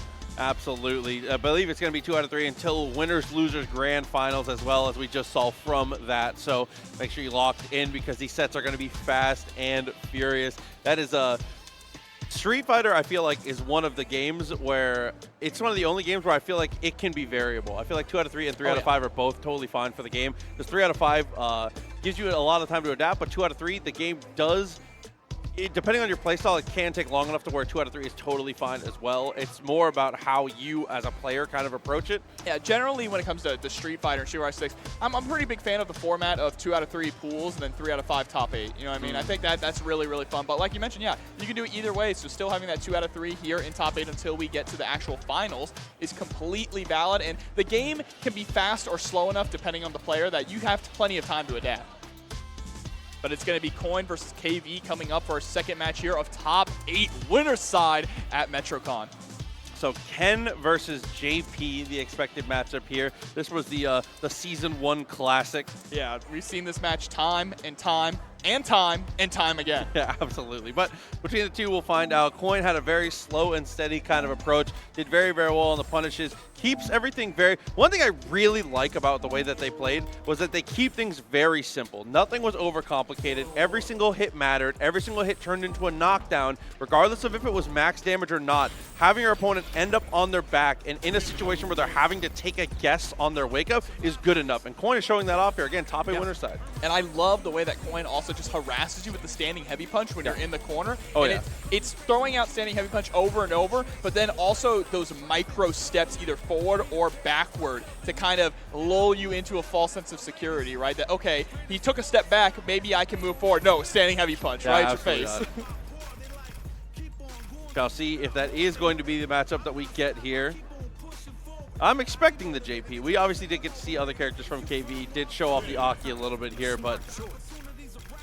Oh, it is going to actually be the commitment to the Aki here. So maybe, again, just favoring this particular matchup. We'll see how it pays off for him. I wonder if the plan here for KV is to start with Aki, and then if you lose, go to JP, right? To try and get that tournament experience with Aki, just not completely sticking to her, though. Because you see that a lot sometimes. When players lose, they make the swap to their, their main character. Oh, we shall see.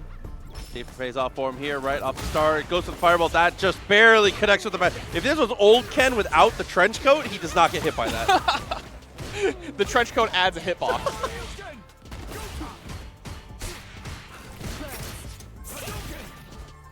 All right. Yep, sending out the poison here. Coin stepping right on it.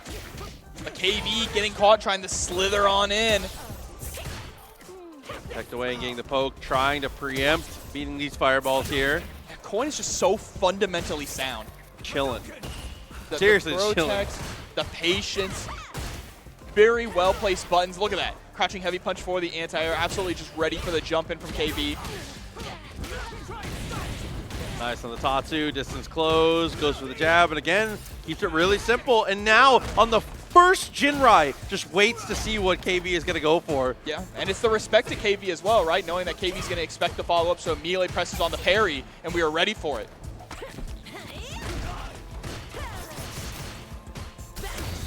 Oh no, the drive impact there.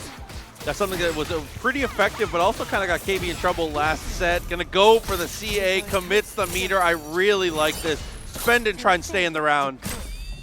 Yeah, you're also locking down some more of that drive gauge and getting some of yours back. And there we go. Now we're suddenly in a really strong position to win this. The burnout queen, Aki, coming through, able to score the low, though, with the drive rush. Yeah, Coin didn't really have many options there. Once you had committed to the walk backwards for that amount of time, you were either blocking the fireball or blocking KV, and either way is a one-way ticket to the end of the round.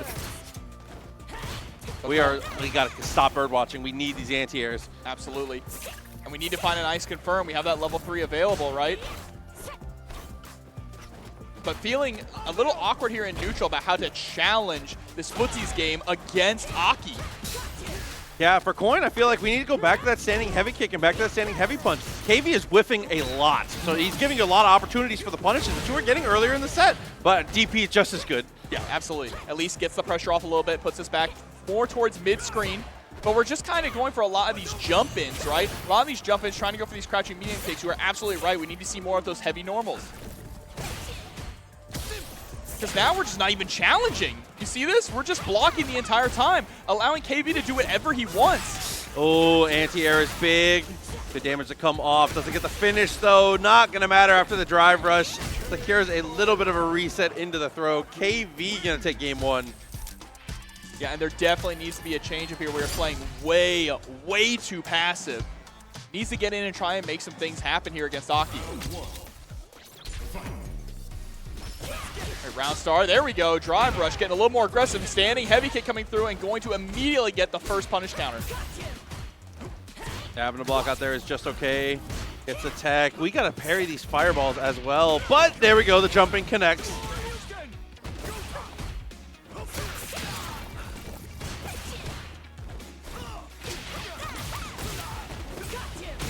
Crouch Fierce ended up whiffing. Gets the command throw. So much damage with the poison. And I've noticed that once Coin gets poisoned, that's when we become super passive, right? We're just not willing to go in. Oh, jump on in, but the poison's going to be hit again into the punish counter. No confirm, but the throw is going to be able to do it. Set point now for KV. Yeah, couldn't quite get there with the cruel fate, but that's okay. KV, like we said, looking to lock this down now. OD Fireball just blocks it out. Ooh, drive impact, bounced off the wall. Beautiful confirm. We're actually going to spend the meter as well to squeeze out some extra damage. Yeah, and that pool of poison on the ground, going to maintain the poison pressure. Looks for the drive impact. Great reaction from Coin. Yeah, putting KV into burnout as well. Going for the side swap. Oh, the unfortunate part, though, is you are going to put yourself... Oh, just in time! The poison ran out! Level 3 is available. Gets the 1 DP, doesn't spend the super. Here's the throw. Is trying to save the bar, it seems. Yeah, you absolutely want to. I mean, you have them in burnout. You don't need to get too fancy here. Oh, the slide right underneath the fireball. This isn't good. Cool fate into nothing. Whiff parry into nothing. There's the Tatsu, though. Coin staying alive. And now you see we're trying to throw out that sending heavy kick just a little bit more often. Big trade there, sends out the sending heavy punch to force KB to block on the way down. It's the jump over. Delays just a hair. OD to try and call out the fireball, but Coin has been off the fireball for a bit. Oh, we had the right idea for the jump. It's just a little too far away, landing on the poison orb.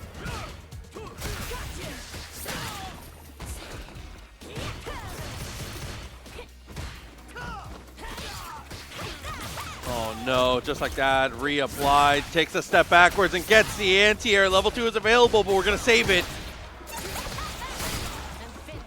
Yeah, but one more touch is all we need.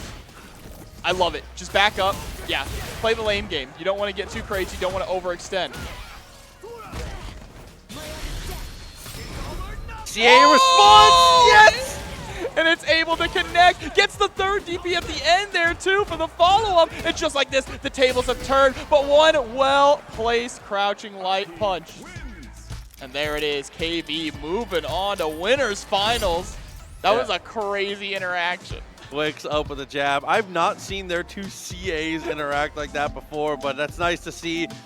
One of the, I mean, that's one of the hidden nice things about Ken CA that you don't get to see as often is that even if the first hit doesn't whiff and you don't get cinematic, it still has a massive hitbox. Yeah, and then you can follow up with a hit afterwards, right? Similar to Jamie's super that we see a lot. So yeah, really fun utility. I mean, there's a reason why Ken is a tournament character, why you see so many players bring him out at the highest level when huge stakes and huge money is on the line.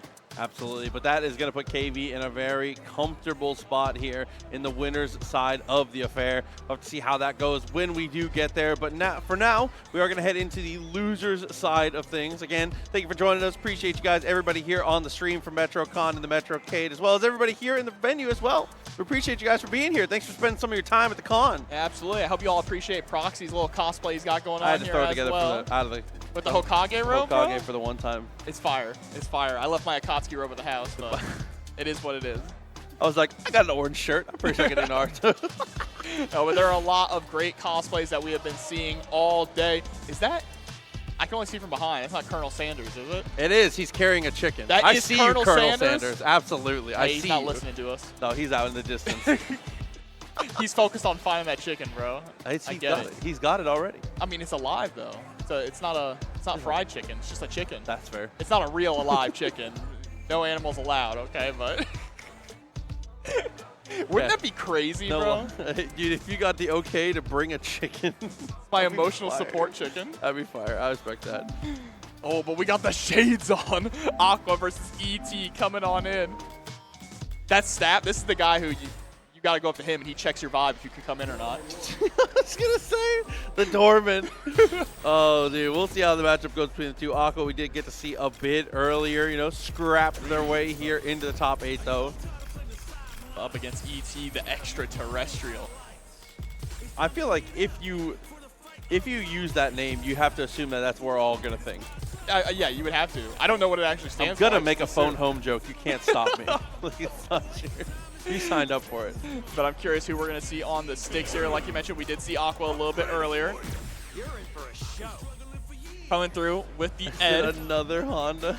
Bro, if it's Dude, another so Honda, happy. I swear to I'm God, so bro. proud of Tampa Bay for how many Hondas we have. Y'all are so good. It's so great. This is where we live. This is where we live. We deserve it. All right, though. Let's see how it works out. And Honda has the best free screen. He does. He's the best. He does have the best. All right, Ed versus Honda. Boxing versus Sumo. Let's see what's going to come out on top here again. This is the loser side of the bracket, so once you're out, you're gone. Guess the Ocho after the fake overhead. All right, but challenging back there with the triple light kick. You have to be careful about charging as Ed. If you just do it randomly in neutral, you're going to get headbutted. Oh, absolutely. And we're trying to play this spacing game. It's just, unfortunately, not working out. ET is not looking to play footsies. We're looking to neutral skip. Yeah, drive rush forward, get aggressive, use that medium punch. Very effective stuff once again.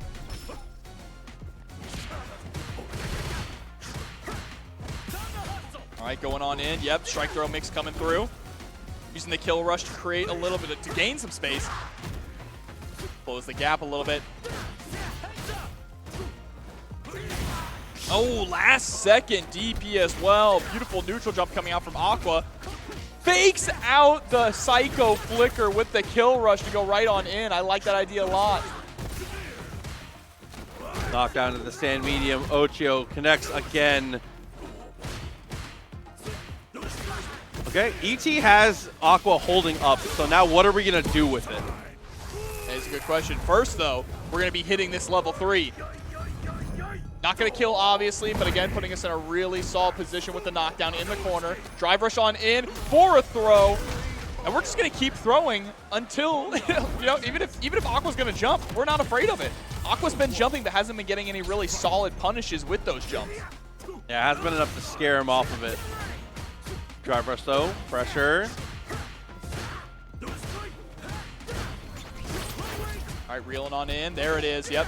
Tick throw. Standing light punch into the throw. Oh, pushed away with the drive impact. Nice wake-up reversal, though. Sends the headbutt immediately. No fear. I feel like against Ed, you can kind of just do that. Not like all the time, but he is the type of character, again, if he's going to be idling in neutral doing weird stuff, just throw the headbutt sometimes. Yeah. And if you see him going into Psycho Flicker stance as well, just send it. He's not going to be able to escape. What's he going to do? I like that. Good use of the drive reversal there. Worth the meter to be able to get out of the pressure. Oh, wow. With a crouching heavy kick there. Heavy flicker. Looking clean. Aqua still in this. Able to take that round. That was from super far away.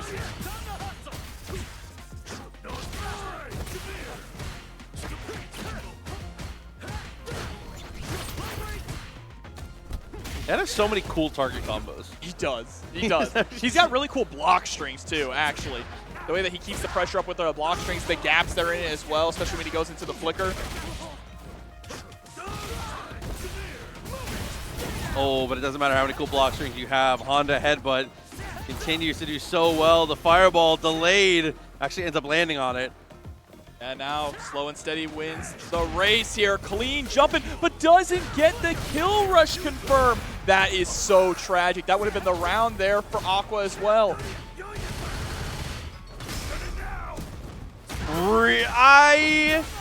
Ambitious for sure. That's what we'll call it. From Aqua, from ET, excuse me. Big decisions from this guy. I like that it cuts back to him, and he's cool as a cucumber. Yeah, absolutely, so this bro. is another day in the life.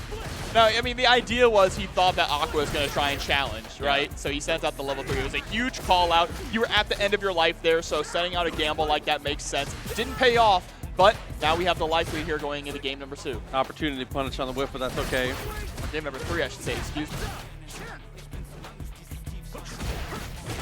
Wow, nice whip punish from a great distance. Ends up burning himself out there just to get the drive reversal. Oh, neutral jump into throw. Again, kill rush, gaining some ground, closing the distance. Speaking of closing the distance, that flicker going to pull you in. That was a combo, so it's not going to get the stun.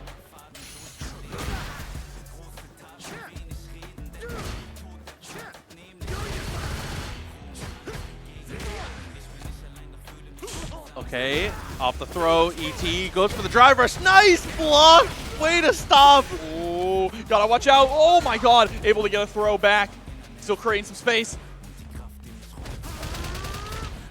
Oh, into nothing there. Actually gets a little bit of a shimmy into the throw. Aqua sitting at set point now. Beautiful sequence. And being able to hold on to level 3 through that whole round is massive now.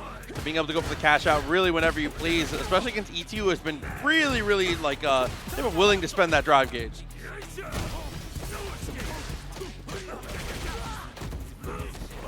Oh yeah, but the classic. Just getting tossed back into the corner. Drive impact, answers back! And this is the level 3 time for sure. Definitely a good call. Yeah, it's actually going to burn out ET, right? And then also give you time to get about half of your drive gauge back. Oh, it actually didn't burn out, just too short. That is really unfortunate. Okay, though, the most important thing was that we got a lot of our own drive gauge back, so now in a very favorable position. Level 3 still available for ET. Yeah, ET burned himself out, though. Just trying to get the pressure going. Sends the level 1, push you all the way to the corner. Still high stress situation. Any straight hit will do it here now for ET. Okay. Gotta be careful. Do not just idle in neutral like that. Aqua, not a lot of life left to live here. Oi! And straight in with a butt stomp. The wake up butt stomp. No fear at all. Cero miedo here from ET. Man, that leads us to final round now. Going for the jump in.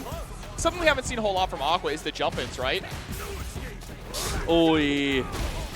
We've seen a lot of jumping to try and avoid stuff, but no jump ins. Ed does have that pretty potent jumping medium punch cross up. Oh no, but with situations like this, we might not get to see it. ET is going to send the level 3, which is so smart. Again, getting your own drive gauge back is the most important thing here. Turning the cinematics of supers into a mechanic. Oh. Had the jab, but didn't have charge. Jump in finally. Oh, but we spend it all. We smell the blood in the water. And yeah, just sit back. You have the life lead. You're just letting your drive gauge come back. No reason to get aggressive or go forward, but one bad whiff. Oh, you're right back on in. Had an opportunity for level 2. Is going to hold on to it, continuing to harass. CA available now. Oh, and the drive impact right into level 3. That's going to do it. Aqua moving on. Absolutely. I mean, I was a little worried there about the amount of life that we had, but good presence of mind to know that you were going to be able to survive the drive impact clash there. No, he's still so cool.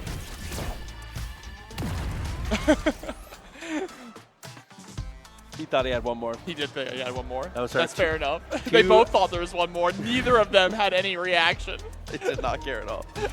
2 out of 3, though, like we said, until winners, losers, grand finals. And we are slowly but surely kind of closing in that direction. We are, we've narrowed it down here.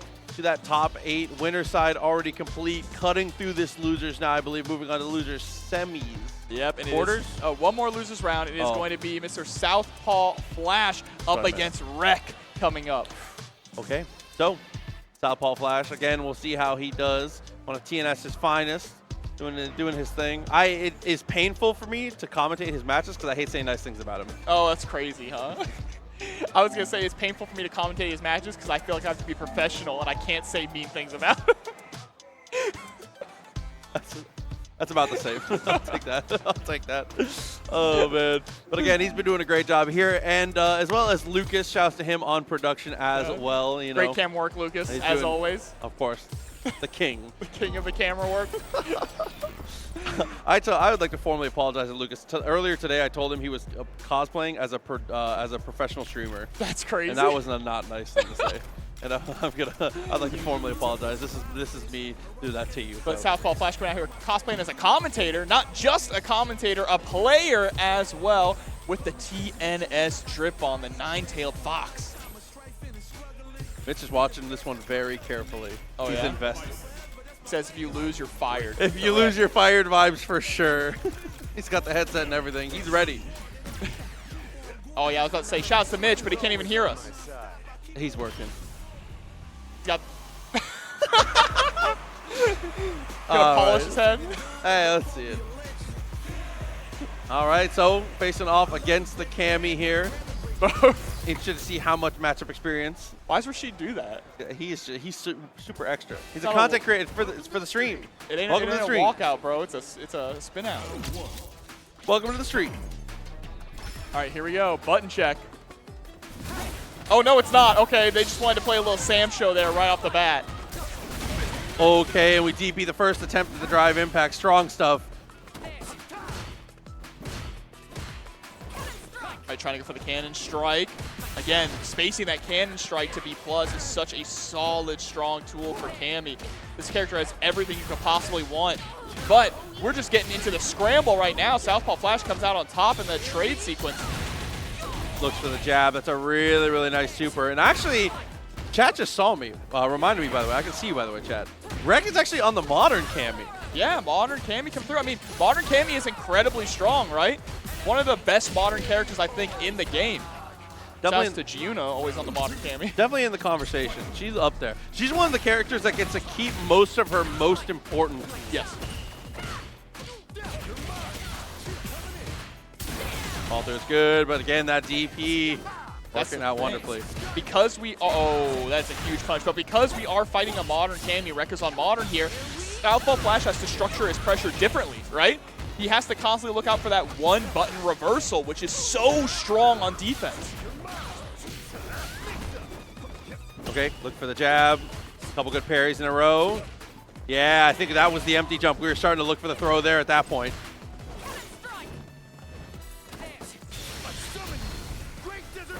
The Great Desert Storm coming through. Standing in the tornado, pretending like he's not going to send it. Gets the block this time and is able to get the punish. Good corner carry. Yeah, fully charged fireball and the spinning mixer coming through. Oh, good 2 jabs into the block. Drive impact again. I thought that was going to be an anti-air. Bro, that is so scary the way Southpaw Flash is able to recover just in time to block it. Now the drive gauge is back. We can start to get a little more aggressive is what I would say, but the throw means that Rec takes game number 1. Southpaw back to character select. Maybe just need to chill for a minute. Not gonna lie, I thought that Southpaw had his production headset on for a second. I don't know how many hours he has on this, but I respect that. Production says that this is not going to work, I will say. I'll say very nicely that production came in my headset and said this is not going to work. He said some really rude things about him. He's being mean. We'll see. I mean, he's got the fundamentals for it. We'll see if his Bison's able to hold up. He has been playing a lot of Bison recently ever since he released, so we'll have to see how it turns out. Jab for good pressure. Goes for the tech, and okay, able to get the punish here, which is definitely big for Bison. This is the type of thing you want to see. Got to get that damage. Yeah, there we go. Legs on in. There's the explosion. Huge call, but no punish. What's that? Southpaw. Is he sandbagging? Here's Scissor kicks when your opponent's in burnout is so strong, too. Yeah, what is it? -4 on block on the heavy scissor kicks, so that becomes even more potent once they are in burnout. There's the dictator slide coming through. Perfect parry, gets a throw. Bro, he says unremarkable? Oh, That reminds me of predictable. still applying good pressure. He tries to get the answer, drops the combo. That's an easy DP, but again, we are being a little too aggressive here. Rek is throwing caution to the wind. Absolutely. Got to be careful. I mean, Bison is new, so maybe just not as practiced against Bison, right? Especially in this tournament setting. Bro, what even just happened there? He came in for the stomp. Ooh, finds the overhead, but can't get the combo. That's all right, though. Scissor kicks into the throw reset. Yeah, just the crouching light punch, immediately into scissor kicks again. Not spending the level 3.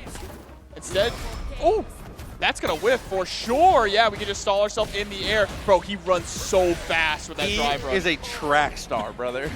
It's crazy. Production didn't believe. Apologizing. So he I didn't was believe. not familiar with your game, Mr. Southpaw Flash. Hey, it's working out beautifully. Gets the force knockdown there on the dash forward. Plus frames. That's -5. If you miss space that, she's jabbing that consistently.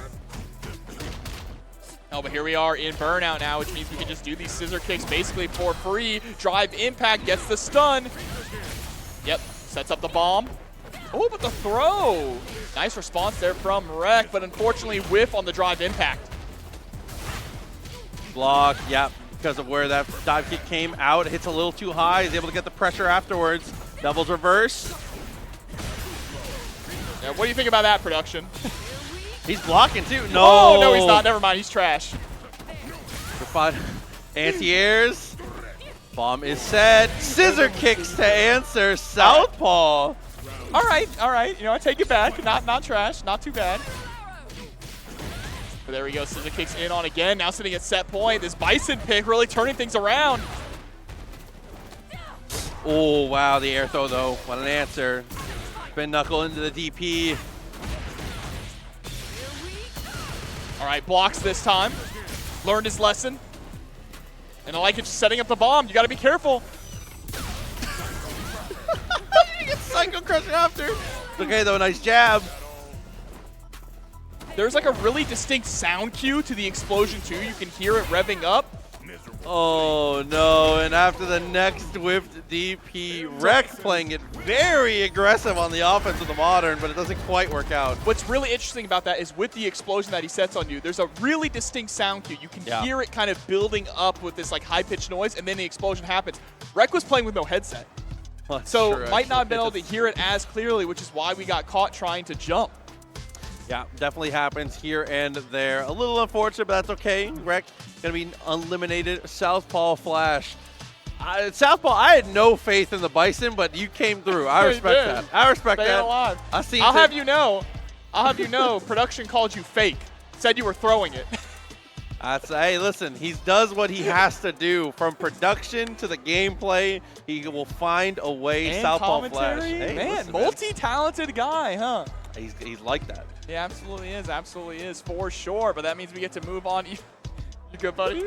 I think I'm good. Go ahead. We get to move on in our bracket here. Keep things going in this top 8 at MetroCon for some Street Fighter 6. We've had a lot of really fun matches, a lot of great action here at MetroCon. Thank you for everyone joining us in the game room and on Twitch as well. Just a lot of fun. No, it's definitely been cool. It's always a nice time to get to be here again. Huge shouts to Reset for not only running the METROCADE here and having everything set up as wonderfully as they do, but for having us out, having TNS a part of it, which is always fun. I love to get to be a part of my local stuff, so that is awesome to get to see. On to the other side of losers, I do believe. Going to be Coin facing off against Aqua now, so it's going to be the Ed versus the Ken at this point. Interesting. This is going to be a really fun matchup too. Ed, I think Ed's got all the tools to succeed, right? He's definitely a lot more of a technical character compared to a character like Ken, but as long as we can keep our spacing properly, hit those standing medium flickers whenever we can, right? Try and stay out of that heavy punch range from Ken, we can definitely win in the footsies war here. But again, it's going to be a lot of that spacing. No, it definitely is. Just trying to keep Ken from getting in on you. Which also I feel like is a is a tough matchup specifically against how Coin has been playing. Because like you said, Coin is someone who has been playing a little more defensively, has definitely been making very good choices at all of those different ranges. So he's been very content to play at the types of spacings that Ken has been, that Ed wants to play at. Yeah, and you got to be careful about whiffing too, because Ed, as good as his buttons are, they do have a lot of recovery, which means you're going to open yourself up for those standing heavy punches or for those standing heavy kicks from Ken. We'll see. I don't think this is going to be a button check. I believe we're just going to jump straight into it here. And right off the bat, both of them being pretty cautious. Yep, slow and steady. Loser side of the affair. You do not want to get it put in the spot to lose out to your tournament life on some weird stuff here. Ed, pretty okay against the anti-fireball game here. Obviously, the startup of his fireball, you can break the projectile before you throw your own.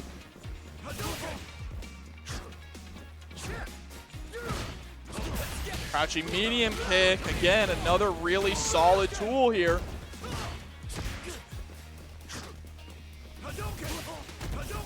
I just love the pace and the spacing that Coin is playing at. This is what we mentioned before, right? So fundamentally sound. It's nothing fancy. Into that fireball again, too far for the jump in, taps the parry. Target combo leaves him standing. Ed has so many unique situations where he leaves you standing. It's so awkward to play against.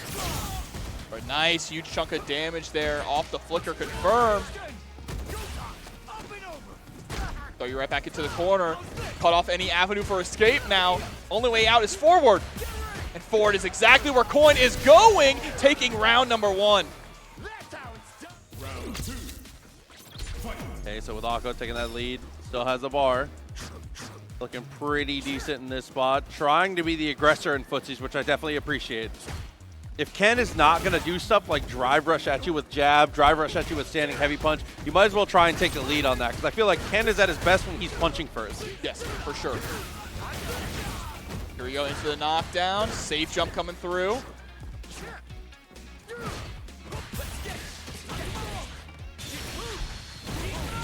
All right, spending some meter here. Not going to be a lot of damage, but you know what? We blow way out of the corner, which is definitely huge. Okay, blocking out once again. Fan punch didn't get much. That's okay, though. But again, we've been constantly going for that crouching medium kick after we block the forward heavy punch there from Aqua, right? And it's been working out pretty reliably here. Aqua trying to challenge back or trying to go for a backdash back to create some space afterwards. We got to start holding down back.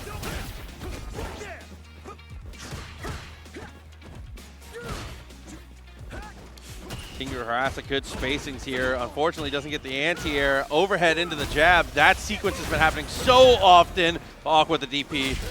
Oh, and the trade. Not going to be in Aqua's favor here.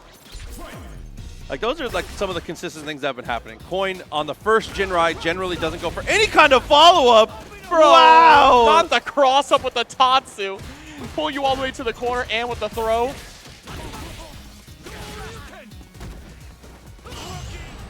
Jump gets thrown. This is big. Yeah, Ed gets such good setups here in the corner, right? He doesn't have to dash on in. Just gets you into the flicker loops.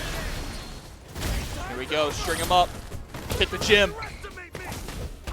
The squeak of the shoes goes crazy. So good, bro. It's so good. Sound design. You don't think about it until you hear it, and you're like, man.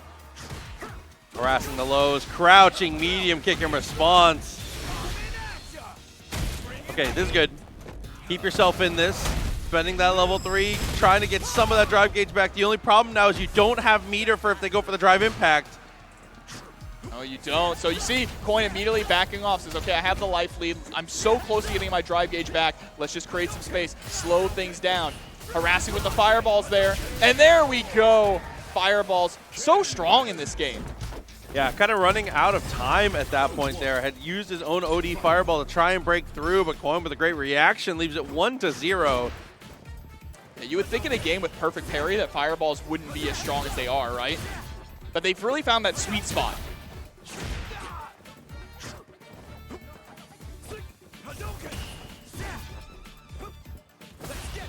Oh, runs on past, actually gets underneath the cross up with the DP. Yeah, but then the throw into the corner. Tries to go for the shimmy there. Into heavy TP. Tech, big stuff. Jumps away, declining everything. Get away from me. Yeah, no, it does not want to get caught in a brawl up close there. Feels very comfortable with the spacing that we're at. Trying to just bait Coin or bait Aqua into jumping in because we've been so consistent with our anti-airs.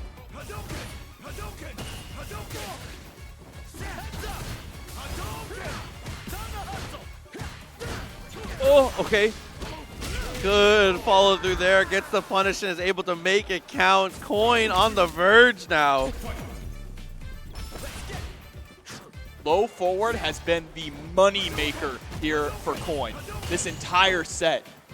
Unsurprisingly, because man, Ken has some great buttons. Oh, absolutely, and challenging a lot of what Ed's doing as well, right? Ed's standing heavy punch is going to lose out to that low forward. If we're trying to charge up our flickers, that low forward comes out so fast.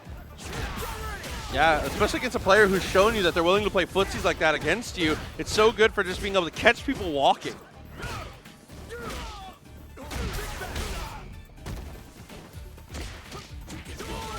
Oh, empty jump didn't turn out the way he planned. That's okay though. OD on the pull-in.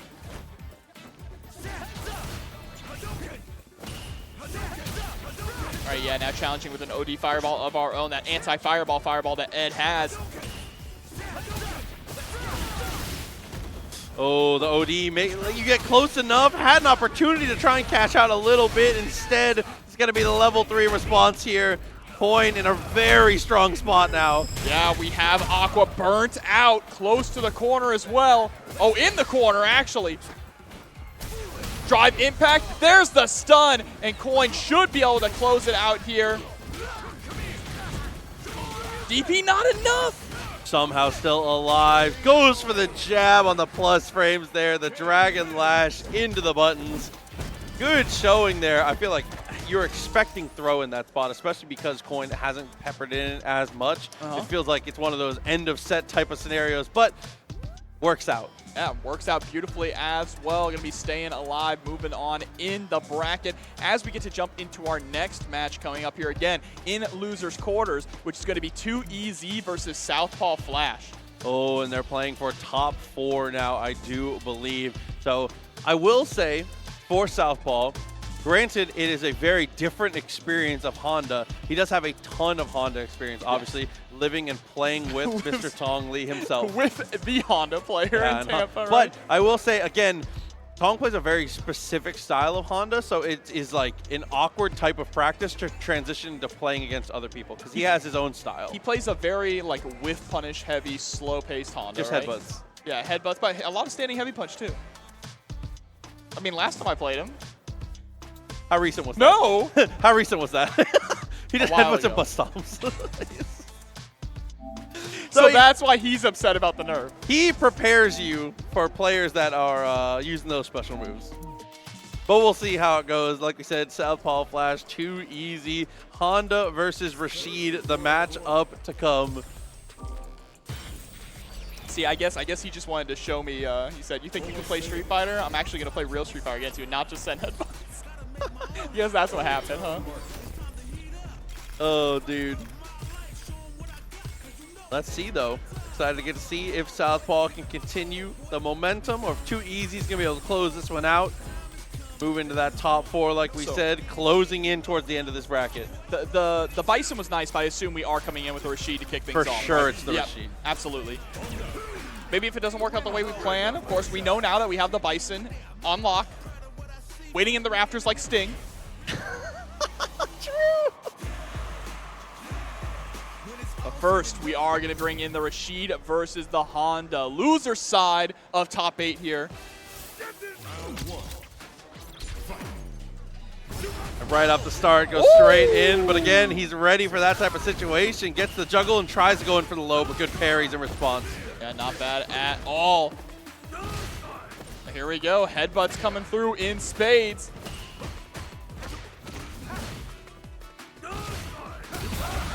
Okay, OD headbutt wins the day, but he DPs in response. Yeah, flipping over, but getting caught trying to throw out some fireballs here. Yeah, Southpaw Flash needs to kind of slow things down and play a more reactive play style, right?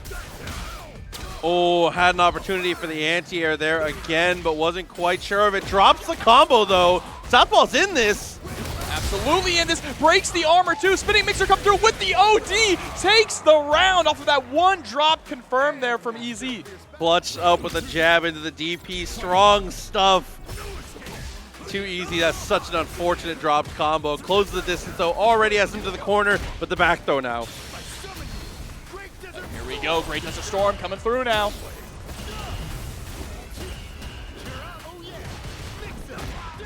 Oh, no. Couldn't get the headbutt out. Has to block now. Safe jump.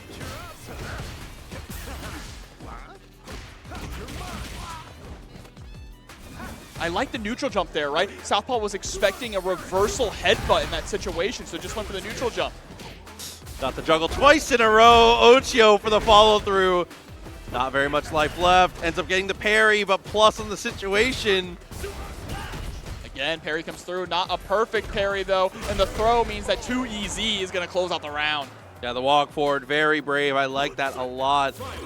Southpaw has not done much in those situations to stop sign that. He's been really patient in neutral after those situations.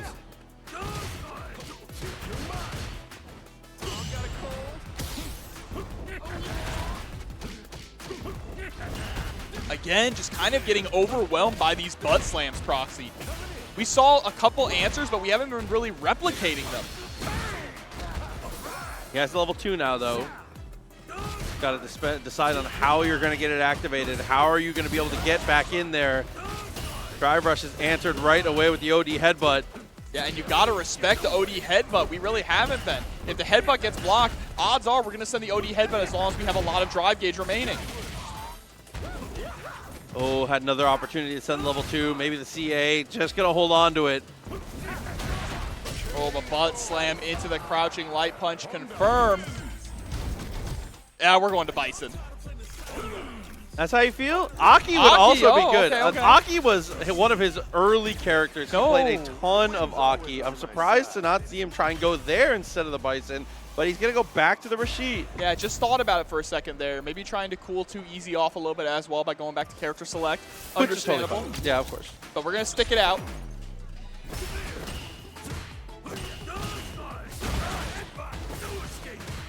This is close, standing medium twice in a row, ends up finding the drive impact.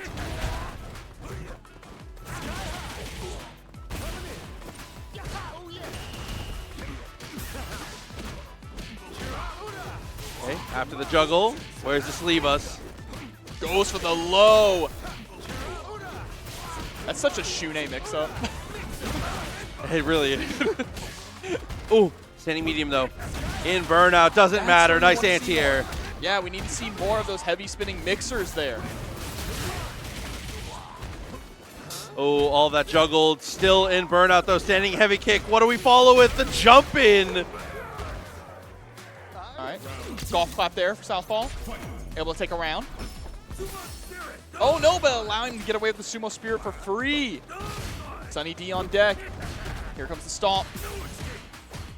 And look at the drive gauge for Southpaw. One of the nice things about Honda is he does so much damage to the drive gauge when your opponent's willing to block. Well, Southpaw is finally starting to answer back, though, to those butt slams, right? We have an answer for them, but getting tossed. Oh, no! He did not think it was going to push him that far. Double OD Spire does not work out. Parry whiffs as well. Southpaw's in big trouble. That almost is burnout. That burnout is here. Jumps out of the way. Oh, we're in a scrambly situation here. Look at this. 2EZ just harassing with the butt slams, but Southpaw has finally found a consistent answer for them. Oh, that was a big delay, too. I like that. So what's so interesting, too, is because of that back throw into the corner, obviously the change in the last patch was that now there's more distance created when you back throw someone into the corner, right? To try and prevent those throw loops. That is what pushed Honda far enough to get just in range to recover on the tornado. Oh, this is how we feel, huh? We got a Chun-Li? Too easy thinking about it. I think the Honda's doing fine. We just need a couple tweaks to the gameplay. I don't think that the character needs to be adjusted here. Yeah, no, I think we need to slow down on the butt slams. Don't throw them out as often now that Southpaw has really found the answer for them with the spinning mixer, right? The machine faces are also pretty good. Dude, final game between the two losers quarters trying to get into that top 4. Southpaw's been living in the eastern corner. Absolutely. There we go. OD spinning mixer on the way out. Still going to get caught by the headbutt on the other side.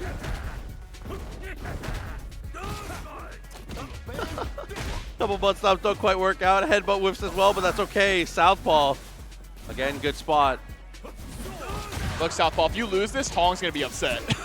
Oh, no. And just like that, you can hear him knocking on the door already. He said, son, come out here. We need to have a discussion. 1-0 on the rounds. Gets the punish, though. Too easy. A little too trigger happy there. Oh, and the perfect parry. You're in the corner, too. This is not where you want to be. Immediate challenge back with the drive. Impact, Southpaw flash. Knees are weak. Oh, cross underneath, goes for the low, gets the counter hit here. How far do we push this, though? Just for the one mix.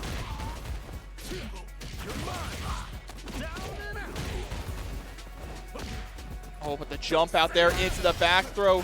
Huge for Too Easy.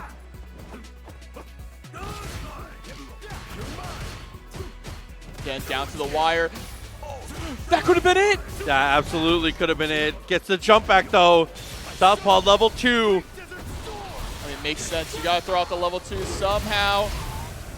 And that's a huge drop there for Southpaw, but that was not a bad time to send the level 3 either. Obviously going to lose the round, but it could have been a much bigger punish if it was blocked instead of hitting the tornado. Yeah, and like you said, having that one extra bar left over now. There's the headbutt and the follow through for the extra damage to the drive gauge. Here we go. We finally waited, though. Nice punish. Yeah, blowing through the armor. This is exactly how we won the first game. And then the drive impact. Southpaw trying to run away with this. Empty jump into the throw. One more guess. Level 2. I think you're just dead to chip here. Checkmate scenario. A picture perfect round there for Southpaw Flash. He gets to sleep inside tonight. Oh, good stuff to him, and good stuff to Too Easy as well. Making it this far, top 6. Yeah, absolutely. This has been a really, really fun tournament here over at MetroCon in Tampa, Florida. I have been having an absolute blast with you, Proxy. I hope you all are watching at home have been having a blast as well. And if you can make it, make sure to come on out here to MetroCon. Obviously, if you're not in the area, come check it out next year because it's an absolute blast. The game room is always packed with a lot of fun options, whether it be old console games or, of course, arcade games. And there are a lot of dance machines in here. It's so many rhythm games, which is so fun to get to see. It does my heart well here in the METROCADE. Definitely make sure you check it out. But again, thank you to you all, to everybody watching, as well as everybody here in the venue as well. We are getting into our top 4 now. We're going to start in the winner's side. Our first 3 out of 5 matches is going to be Quakejaw facing off against KV to start us off here. So the question is KV going to be coming in with the Aki or with the JP? We've seen both of them depending on the matchup, right? You think JP? JP. I can see that for sure, for sure. JP versus Honda is a really annoying one. I feel like every single Kane normal is pretty difficult for Honda to be able to deal with. He has a really, really consistent answer in that if you are going for butt stomp too often, a lot of characters just get to perfect parry it or they get to go for their anti-air. He amnesias it. Oh, amnesia. Or he also has a really solid anti-air too, right? That's true, yeah. Sending the Kane up. The only reason you don't go for that more often is because you have to take a step backwards normally because it doesn't hit right above him. So since you would have to reposition a little bit, a lot of the times people will just mash amnesia. You block the first hit and buffer amnesia and it will come out in time for the stomp on the way down. So it's like it plays itself. Yeah, that is really solid. So definitely can understand why we would stick with the JP for this matchup here. We did talk a little bit earlier though about how Aki is not too bad, right? Aki's not too bad into the Honda matchup either, but looks like we are jumping into character select. Maybe going to get a button check in. But again, thank you all for joining us here at MetroCon. Hope everyone's had a great weekend and hope everyone watching at home is having a blast as well. Yeah, I'm very excited to get to go and roam around a little bit. You know, I saw there was a vendor that was like selling popcorn and stuff. I'm going to get some popcorn, walk through the vendor's hall. Gonna have a good time. Popcorn? I need to sit down and eat a meal, bro. Listen, popcorn is a meal. Don't play with me. Popcorn is a meal. That is crazy, bro. Listen, man. I do what I gotta do. Like we said, though, just killing a little bit of time here before we get ourselves started again. Thank you for joining us, and we appreciate you all. I feel like Street Fighter has gone over really well, and it's been exciting to get to see how many people, even if they're not in the tournament, how many people have just been sitting down and just playing casuals. Like, it is crazy to see how widespread we have become when it comes to fighting games in general. Like, I heard Tekken yesterday also was popping off. There were a ton of people playing casuals. It was a really good bracket that ended up being super hype. Yeah, you know, there was always talk going on about, like, how do we grow the FGC, right? How do we get new people into the FGC? Honestly, I think we're not having any issue with that.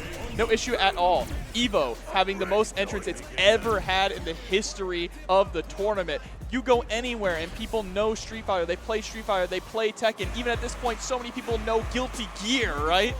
Fighting games are in a really good place. Fighting games have their own unique draw, and they can sell themselves as long as the product is good. And we are sitting on like 3, 4, 5 of like the best IPs ever right now. So it sells itself. Into the match, though, we are ready to go. Winners finals, our first 3 out of 5. KB and QuakeJa. It's Quake going for the very aggressive start here, using that drive rush and continuing to harass. But the jump in medium kick from KB, able to find that first clean hit. Yeah, and you already saw KB at the very start of the round 2, utilizing, there it is again, just throwing out those low committal cane normals to trying to prevent that headbutt coming out from QuakeJa. Ooh, jump in is clean, good damage, but yeah, you can't go for the chop twice. Chop only works if the first hit of punish counter is chop. It's good because the second one puts them airborne. Oh, but the air cane coming through, nice with the overhead. Now we have Honda lockdown in the corner with the throw, sends out the command grab. Nice tech. Oh, you try to go for the jump back, it already committed, was too far, and now in burnout. But the life lead might be the difference maker, and it is. That first round, pretty good in KV's favor, right? Only got sent down to about half health, but is in pretty much full control for most of that set.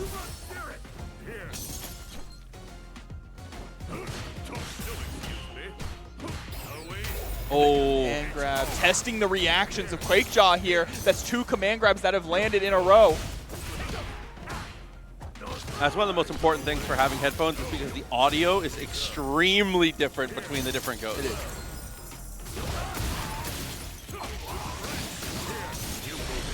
Okay, we're just going to cash out. I like that here, especially because where your drive gauge is good. Yeah, and so you're going to get that drive gauge back, like you mentioned, and then also just getting that knockdown in the corner, right? Being able to drive rush on in for a 3rd command grab, this time of the OD variety. Game number 1 to KV. And that one is enough to kill as well, which is such a heartbreaker. Does so much damage. Headbutt whiffs out, but that's okay. And KV, just like, that's 3 in a row. That is a full sign to just keep sending the command grabs, right? Oh, plus on whiff. You hate to see it. Oh, little stare down there. QuakeJa trying to fight on out of the corner. There's the jump back, perfect parry. Opts not to go for a back throw. Yeah, Too far away, I think. I think he was scared of how far he was from him. I agree.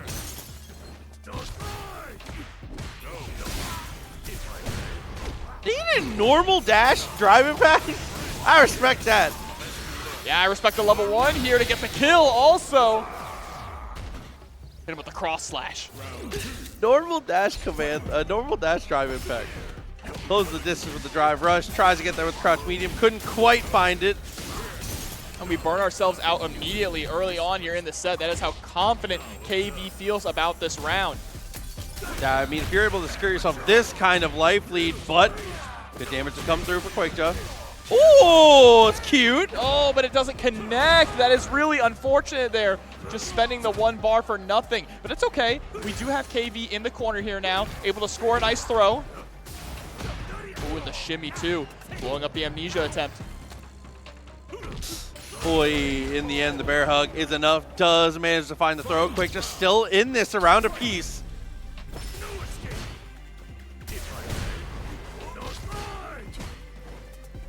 Oh, this time going for the empty jump there, trying to predict a reversal.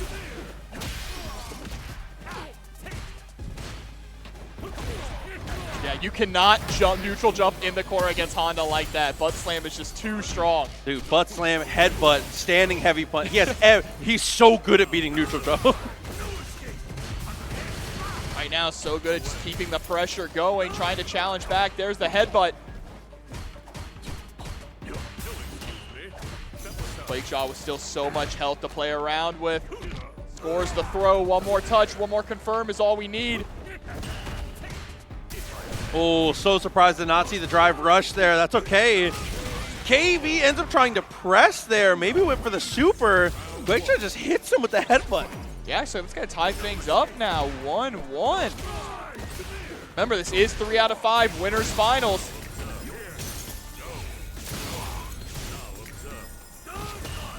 Just headbutt on through, right? Doesn't want to deal with the zoning at all, but that is what, 4 for 4 on command grab attempts.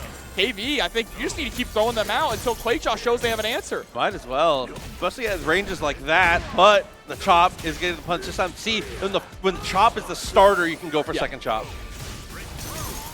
Oh, here we go, breaking through with the pierces. Perfect parry on the headbutt, sweet chin music. True. Yeah, everybody has super kicks these days, Jobber. They do, yeah. It's the new DDT. Straight in with the ghost to be able to get the finish. I was going to say Jake the Snake rolling in his grave, but he's still alive. Oh, nice punish, though. Max distance standing medium kick. Gotta actually go for the level 2 here. Try to cash out a bit. Oh, the perfect parry. Oh, no, but the throw! We were actually trying to delay a little bit just for the spike to come out. Finally jumps a command grab there. Gets a punish counter, not a ton of reward, but the burnout is plenty. Oh, no drive rush either. Had the jump in and found the medium punch. That would have been massive. That was a really smart idea for Quakejaw, too, utilizing the drive impact to blow through the pierce. Got to be careful of those drive impacts. You don't have a whole lot of life remaining here. Oh, end up finding the crouching medium kick. Good stuff. Not looking deterred, though. Just trying to stay in this. Gets the start. Drops the combo again, though. Maybe a little bit of nerves here, because that is, you can just target combo headbutt there. Yeah, possibly. I mean, you are on the stage, right? Winners finals here. Could definitely be feeling it, but gets the perfect parry on the jump and attempt. No punish. Probably should have gone for a throw in that scenario.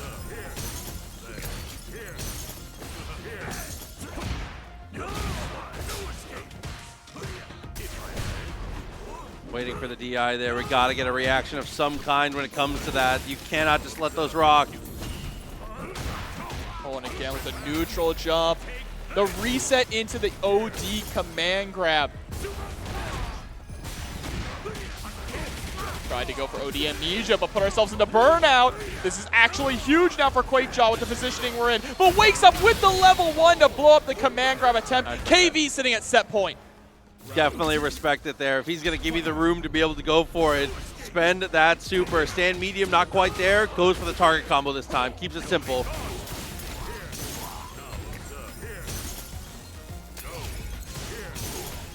Playing that classic JP zoning game now. Okay, I like this.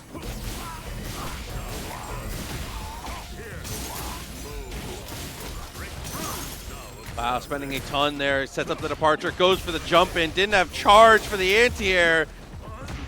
Oh, and the throw whip again, unfortunately there. Had committed to it one too many times.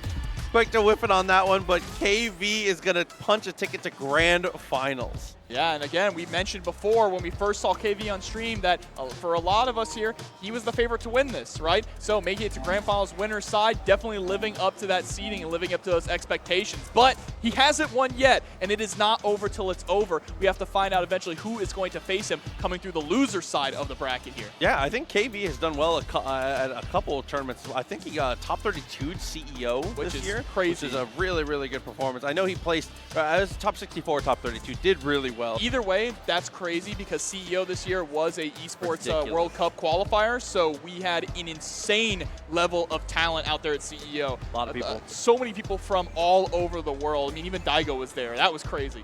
Absolutely, dude. It was a shout outs to Witch, by the way. CEO talking about it. I'm so glad we're coming home. I am too. CEO in Orlando. Make sure, guys, signups I don't even think are up yet. You can't even get a hotel room yet. When it does go up, make sure you go to CEO. It's going to be an incredible time, especially if you're, especially if you're here at MetroCon. If you enjoy going to these in-person events and kind of seeing things, and you want to see fighting games on the grandest stage, CEO, it's in our backyard. It's close enough. You got to check it out. Make sure you're locked in for that one when it goes live. Absolutely, all the way in Orlando, Florida, a beautiful, beautiful new venue in the hotel, on the spot. There's no crossing the street. There's no taking shuttles. Once you're there, you can stay there. Restaurants, pools. I think Jabali even said there's an indoor basketball court, which means that we have to set up the TNS 10-0 basketball match. True, we talked about that. We got to set it up. I like us by a mile. I do too, bro. I think I'm like twice the size of Hanzo, okay? That's your takeaway? I respect that. That's crazy you would say that. Oh, my God. We love 10-0. We love 10-0. Just not in basketball. Oh, man. But, yeah, so we are having these two. And like we said before, this is actually a run back. Southpaw was sent to losers by Coin earlier in the bracket here. Yes. So running it back with the Rashid. I can understand why Coin was able to send Southpaw into losers, right? Based on the way that Coin has been playing, that really fundamentally sound, solid, patient game plan. As we said, Southpaw, one of the takeaways from his gameplay is that he can, both of these players I feel like have this situation that comes up for them where they both are a little too passive sometimes. And I feel like when you are being a little too passive, the character with the better buttons is going to win, and that is Ken here. Yeah, for sure, for sure. But Southpaw also is the type to kind of get into those scrambles, right? Maybe it's the Marvel player in him. He's built for it. Oh, but there we go. Able to get the counter hit. Jab was a little too far, but that's okay. Neutral jump was a good idea, but again, the space is out a touch too far. That's going to be a punish for Coin.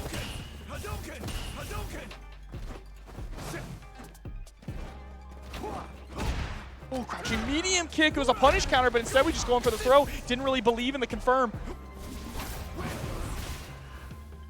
Yeah, leaving that buff behind too. Just charging the fireballs when he can, whenever you're given room. And a lot of this too, I feel like why Southpaw is struggling is because Coin will just he's not engaging. He wants you to come to him. He is playing in a reactive playstyle, a defensive playstyle. Okay, the punish counter, not going to get very much damage. Gets him out of the corner, but that's okay. Potential for the level 2, depending on how we want to do this. Yeah, in response to the fireball, it's good. There's no way he can answer from there. Oh, but gets the punish there. Straight into the level 2. Tornado runs out. Just in time. Yeah, I was a little scared that we might go into the tornado there because that level 2 does not have invincibility, but the DP at max range. Coin taking the first round. Yeah, a very good punish off the situation. Drive rush, jab, love to see it. Okay, perfect parry into the throw. Full send, and a good response on the throw again.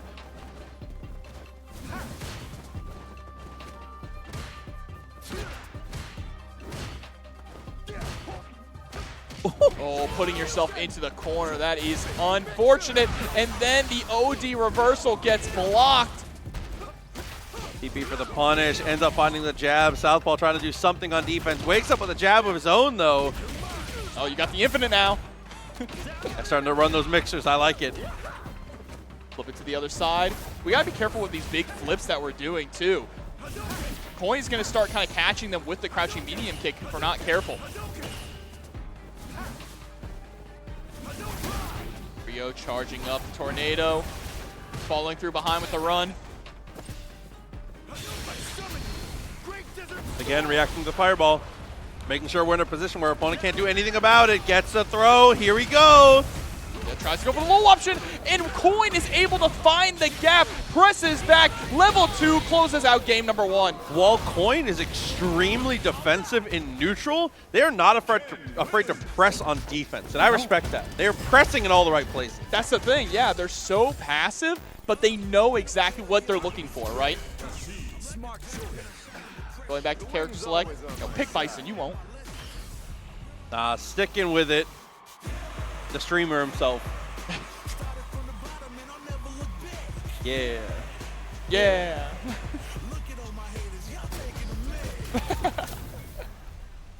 Let's see if we can, change things up. This is the the last short set of the tournament here, so no time to dilly-dally here for Southpaw. Yep, it's all or nothing now. We need to make the comeback. Drive rush into drive impact to blow up the tornado.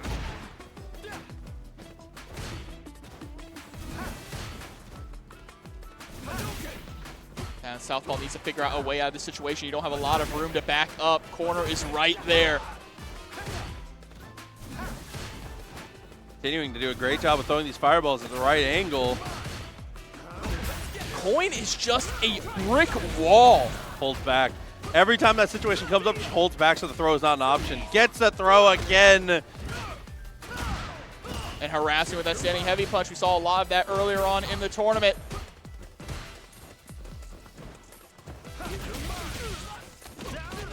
Like, no button press wasted here on Coin's side. We're not even whipping stuff in neutral. Oh, wait, except for throws. Yeah, it was a little too quick on the draw on that one. Tried to go for the trade combo, wasn't quite there. Southpaw with the air throw, though. Yep, into the overhead. Should be able to close out the round here with the OD. Yep, there it is. Yeah, especially because we were able to get the OD fireball on the ground there because we had that empowered version. Things work out beautifully.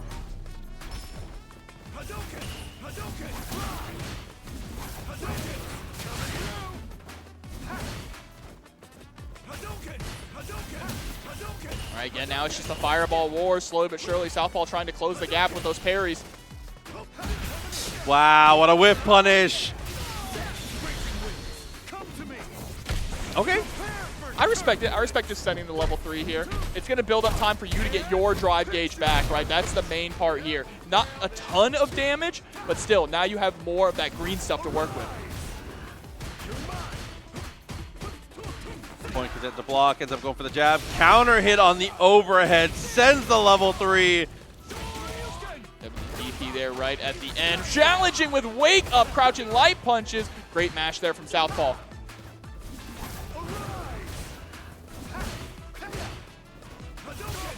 You can't get too greedy. The drive gauge is low on Coin. Okay.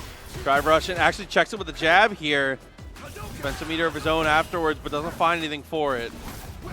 Yep, charged up behind the tornado there. Goes for the overhead into the punish counter. Has him right where he wants him in the corner. Perfect parry. Flips on over. Nice. Gets a throw. Still not enough, though. Cornered himself. Jumps away and gets the hit, but drops. Doesn't matter. God. We'll call it a reset. That was so tragic there. Last life now for Southpaw. Still has 2 bars available, so has access to the big tornado. Can we get ourselves set up with the Great Desert Storm here?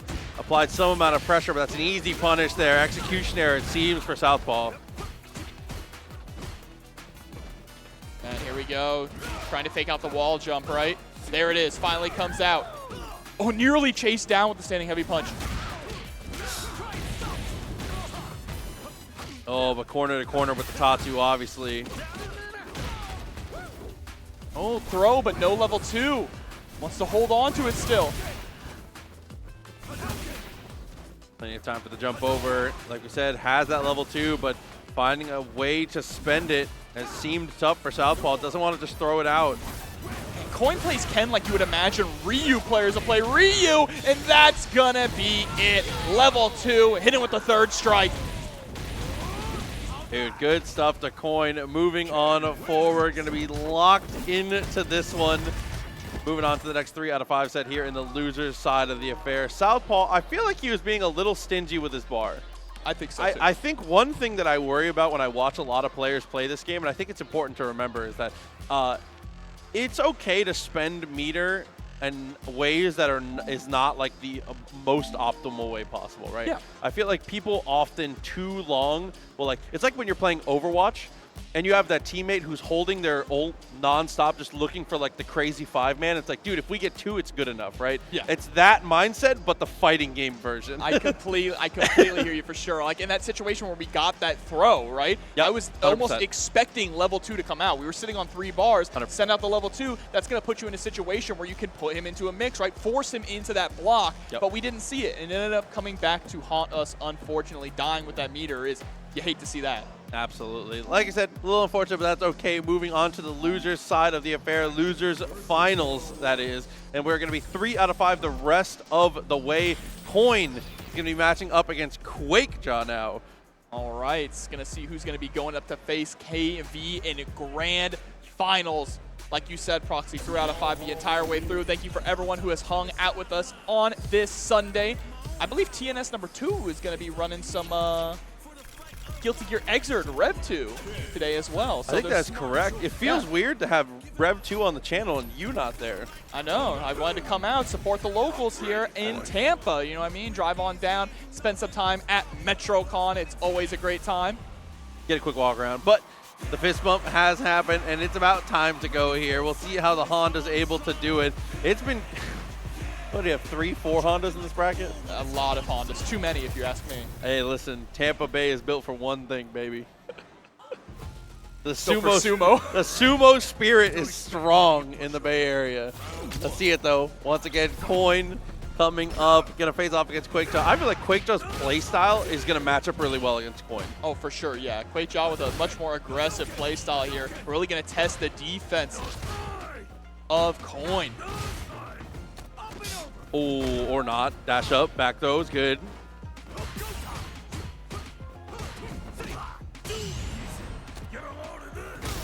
The perfect carry into the back throw. Wow, what a throw again. Secures the spot, spends everything on the double chop, and works out beautifully. Quakejaw's gonna take the first round. This is actually one of the things I was thinking about while watching Coin is he's so patient and so passive that maybe command grabs are the answer to him, right? He might be weaker to characters with a strong command grab. Okay, Dragon Lash into the super, just gonna spend it.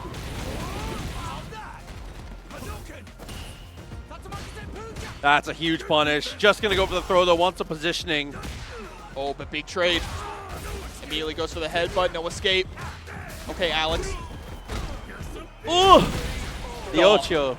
Right on with the butt slam. All right, and immediately right into game number 2. No delays at all. Coin wants the smoke. But we're already seeing that command grab is proving to be very strong against Coin, right? It's already hit multiple times here. And actually making Coin change things up a little bit, taking more of an aggressive approach in the second game. Okay, here's that follow-up though. It's the charge. The Sumo Spirit looked for the butt stomp there. It was a good idea.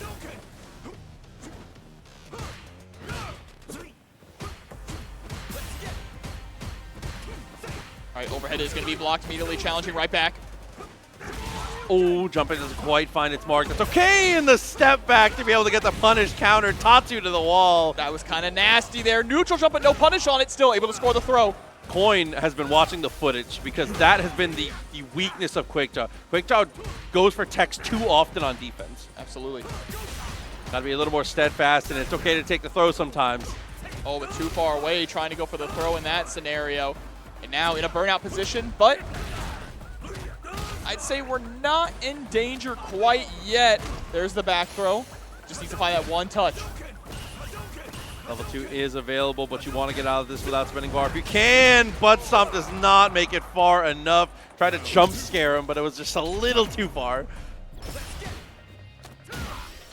The Coin looking to tie this game up here. I love the adjustments that we've made. Gone from just being very stoic in our gameplay to getting a lot more aggressive here.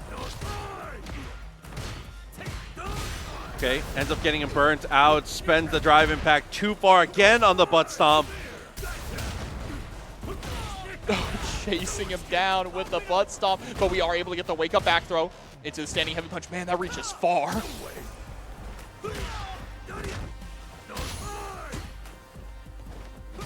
You had, oh, that's such a heartbreaker. QuakeJar was in such a good position to anti-air. That coin gets away with a crazy jump there. Yeah, and got the shimmy, which we probably could have killed off if we just were not ready for the confirm. All right, dash forward after blocking the headbutt into throw. I like it. Oh, OD headbutt. That's an easy punish. Coin is going to even the set count up now, make it 1-1. Adaptations from Koi have been very impressive. Again, with the DPs, you cannot jump in on this guy.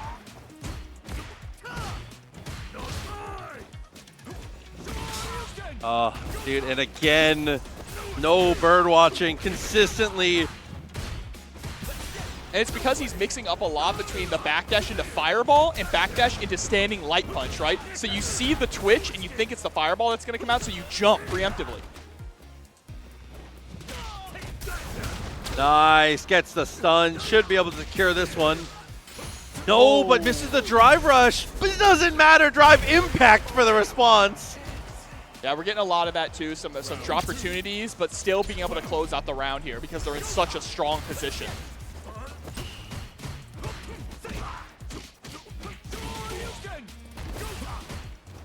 All right, again with the backdash, plus on whiff.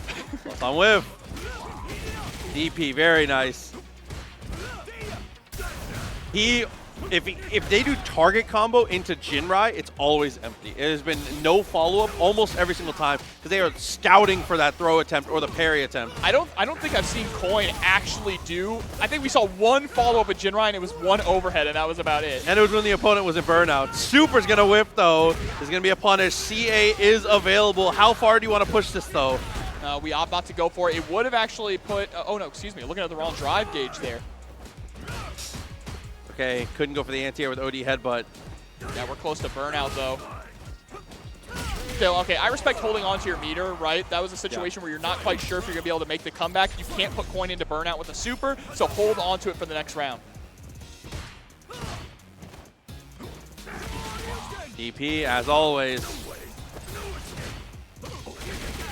Next stone goes to hands. Keep maintaining a good amount of pressure. Look at the amount of damage to the drive gauge already just from QuakeJar. Playing neutral as Honda. It's a 2 bars. Bro, every headbutt takes out nearly a full bar of drive gauge, and there it is with the burnout. Your back is close to the wall, too. Trying to jump to get out. And again, those throws that you mentioned, Proxy, QuakeJar trying to throw way too often. He needs to chill on defense a little bit. If he added a little more patience to his defense, he is so, like, his gameplay is so complete right now. Empty jump, nice. Gets the hit, actually, doesn't even need the stun. Level 3. Going up 2-1 now in this loser's final set. Oh, he was reciting it too. Okay, still in this is Coin though. Obviously 2-1. Still got some time. All right, back to character, or stage select and character select, okay. Oh, it says I don't want to play on this stage anymore. Let's go to Old Town Market. Hit the Old Town Road. And that's it. We just wanted a stage change. Yeah, sometimes you need to change the scenery. You know, it just swaps up the music too. It's good. But here we go. Can QuakeJar close this out in one more game, or is Coin going to be able to score this run back? Either way, very excited to get to see how our result turns. Hana's not excited. It's the face that Coin chose. The shocked Ken. I love that tapping the parry after the overhead. Knew he's going to try and steal the turn. Kara command throw again. Yep, anti-air coming through, crouching heavy punch.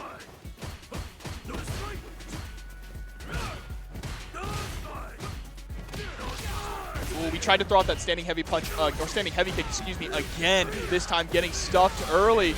And QuakeJar burning himself out to get the damage. Oh no. DP does actually come through, looking for the headbutt for a little bit of damage here, but checks the legs on the attempt to block after. And the side swap here too from Coin is absolutely huge. Again, empty Jinrai. We really never go for a follow-up on the kicks. Wow, send him back full screen. I love that. And then just a butt slam doing its work. Set point now for QuakeJar.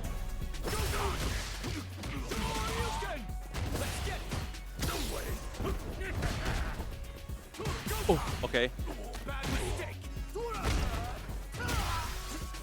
Good damage on the standing heavy punch. Jumping back in the corner is it's a dangerous game to play for sure. Gets the burnout though.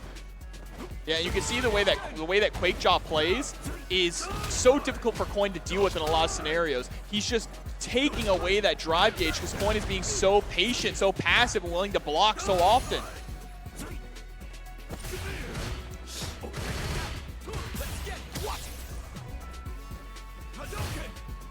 That one game that Coin did win was the one where we really turned up the heat, turned up the aggression, right? But now we're just back to playing this patient game plan, which is just not going to work against Quakejaw. Closing the distance was definitely good. Headbutt looking for the burnout here. Coin trying to do something to not have to deal with it. Ends up just jumping out.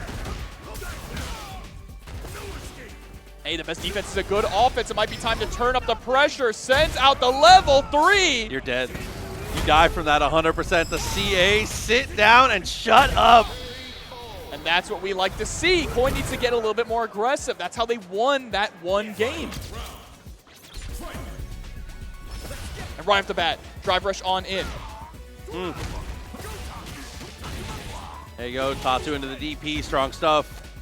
Oh, but the potentially decisive back throw here. It doesn't matter, Coin gets out again. Yeah, that sends Quakejaw right back into the corner. The engine is starting to rev up. Oh, we tried to go for the crouching heavy punch. It's just a little too early on it. The timing on that butt slam can be a little weird. DP is good. Gets the tech.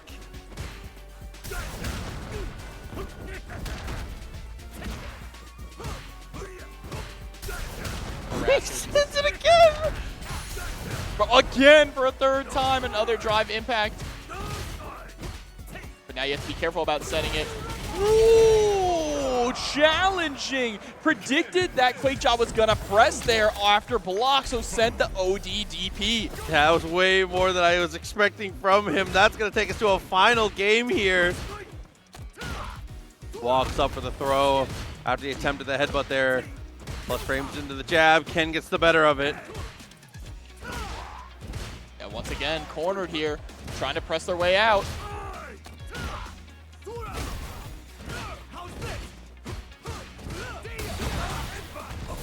That's one way to beat Jinrai. Yeah, I like that a lot. Really solid decision making, but again with the whiffed throws. It's whip throw into tap parry also. Again, just cool it down on defense a little bit. Oh, we're doing all right. In a really solid position here with Coin in burnout.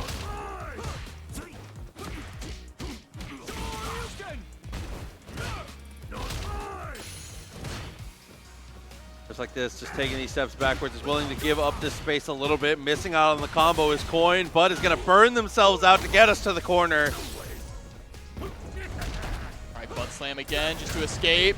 And is going to get the wall splat. Absolutely is going to kill off of this. Spends the level 2 just to make sure. It's one of those spots where it's worth spending the bar. Just get out of there.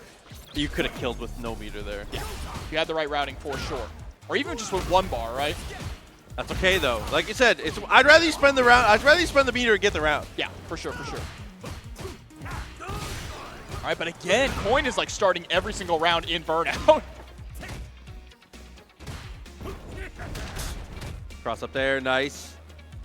Chillin'. Trying to stay active. Things working out pretty well here. Coin gets the hit. Might take us to a final round here. I like that we're holding on to the meter, right? Again, challenging. After the standing heavy kick, we send out the ODDP. We have gotten the read that that's where Quake likes to press. And it all comes down to this. Level 3 still available here for Coin. Burning themselves out again very quickly. But the jump in, massive damage here. A level 2 to get closer to the wall. And there's the burnout. Crouch medium. That's crazy. This is crazy as well. Gonna get the praise the sun, but misses the confirm. Gets a second chance though with the counter hit, standing heavy punch. Has level 1 for the next interaction. Potentially tries the command though, but there's the DP. Coin all of a sudden on the offense. Nice tech though. And you have to be on the offensive here. There's nothing else you can do. In burnout, you have to make something happen or you're gonna get chipped out. TA is available. Crouching medium finds the mark. No drive gates to be able to get any kind of conversion off it. Tech throw from so far. All right, able to block the drive impact. OD butt slam coming through. Empty into the throw. He is able to secure it and is going to head into the winners, into grand finals, excuse me. That was a sigh of relief there at the end. So much tension building up, but able to survive any stray hit. If we could have confirmed that crouching medium kick into a level 3, we would have been in a really scary spot. Absolutely. I mean, that's just like the double-edged sword of burning yourself out like that. You do grind out so much advantage early, but in those later stages of things, you would need, that would be a KOF type of interaction there to go to crouch medium, just level 3, just send it. That is a tough one for sure, but that is going to set us into our grand finals. And QuakeJa is actually going to get the run back, it seems. Yep, up against KV, so it's going to be a really exciting one. Again, a really fun bracket that we have had here at MetroCon. Yesterday was incredible as well with Tekken 8, but we got that one more game, and I can't wait to see it.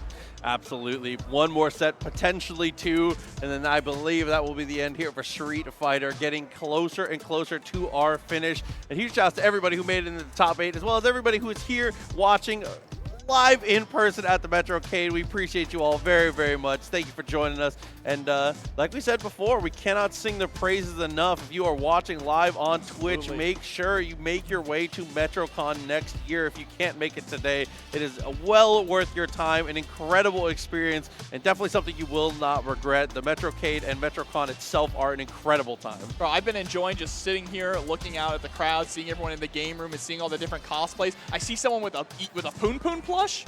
Respectable. Like one of the evil Poon Poons, you know, where he's got all the eyes and the horns later on in the series. Very good. But no, there's so many great outfits, so many people just having fun here out in the game room at the MetroCon 2024. Again, every year here in Tampa, Florida. Make sure to come on out next year if you can, for sure. It is a really fun experience. You know, we got panels, we've got the oh my God, I'm forgetting the name. I was gonna say Artist Alley. It is an Artist Alley, but it's the merchant booths there, of course, so you can get your merchandise as well as the game room. Lots of different panels, cosplay contests. It is a wonderful, wonderful time. Is that the Mall Wizard? I don't know. That's the Mall Wizard right there. Maybe. You know the Mall Wizard, right? You've seen it? That's a gnome, by the way. Excuse you. No, he's the I know. Mall Wizard. Yeah, that's a gnome. Okay, so Come on, brother. gnomes can be wizards. Okay. We'll talk about this later. Gnomes can be wizards, Debatable. brother. Grand finals. Trying to gatekeep wizardry, okay. Let's see it. KV and QuakeJa going to be the ones to come through. KV, the expected pick, is going to be the JP. Did play the Aki a bit, and it did look pretty good.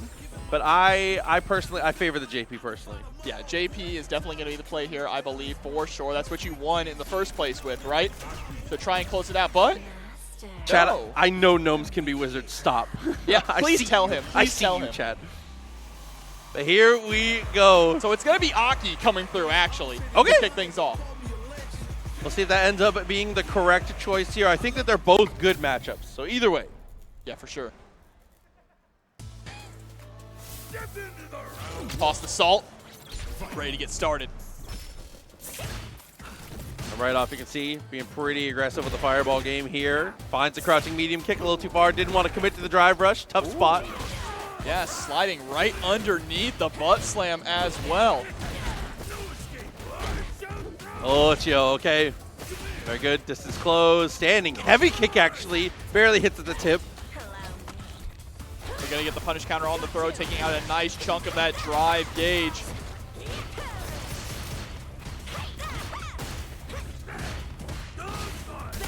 Oh, drive impact answers back. And yeah, that absolutely should be it. Gets the confirm into the drive rush in. QuakeJa taking the first round. Immediately again, headbutt's gonna hit its mark. Drive rush in, tries to go for the stomp, not gonna quite work, but the jump in there from KV into the throw. And again, the defensive habits kind of getting exposed here. Taps on the parry right after that jump in.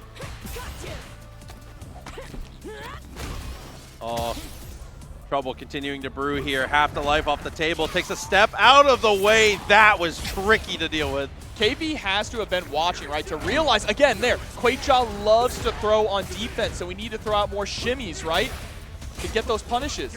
Yeah, that or neutral jump. Either way, I really like the decision making so far. Stuck to the corner here as we get the stun. We have CA. Yeah, it just goes right into it, and you are dead. Game number 1 to Quakejaw. Yeah, good decision there. Don't overcomplicate it. Spend that bar. Surprise. He's coming. There you go. The CA does the work. Quakejaw takes game 1, trying to chase this reset right now. All right, air to air.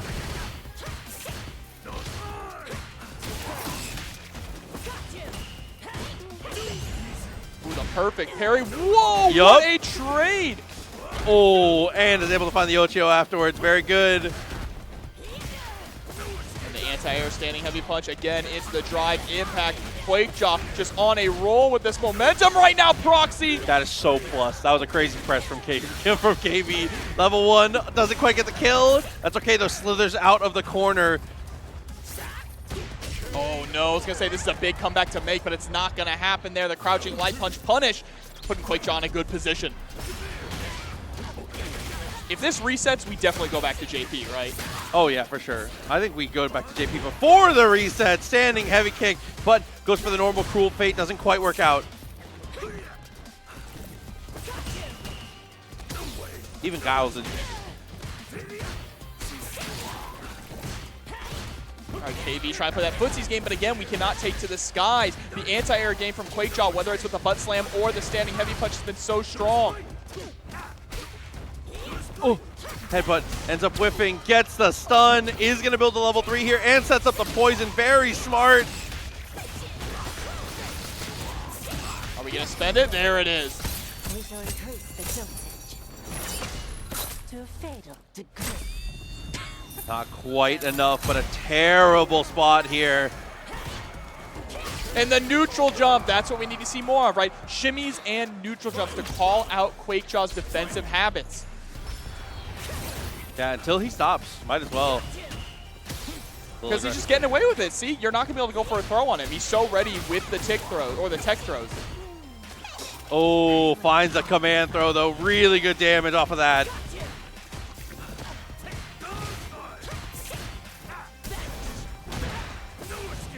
Max distance on the standing heavy kick, trading blow for blow. Normally on the blow for blow type of situations, you would favor Honda heavily. The KV doing magic right now. Yeah, but getting stomped into the dirt. Tries to go in for a throw of their own. KV jumping out of the way. Couple good headbutts. Closes the distance. That's a true block string, though, or a true combo, so it's not going to stun. Oh, so close! Just an inch away from the wall. That is what KV needed so badly to be able to get that stun and close out this game. But now it's hanging in the balance here, Proxy. Critical art available on Quakejaw's side isn't gonna matter. KV scores a game. All right, evens things up, looking significantly better here. Water getting ready. Matchup so far, I mean, KV has been doing a good job of balancing between fireballs, using Cruel Fate, trying to steal turns. It's been a really, really nice balancing act from him so far. Yeah, absolutely. I like that we're cycling through all those options here. Quakejaw getting an early lead. Not anymore. Poison is on deck. It's going to chip away.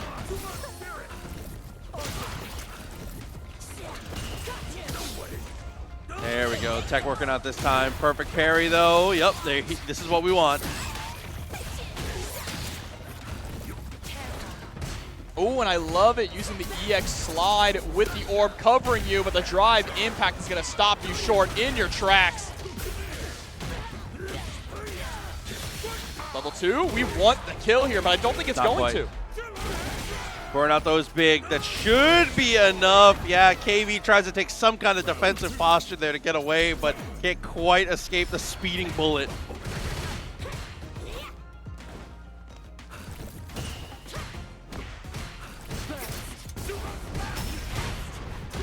Nice block, really big. Gets the punish counter afterwards.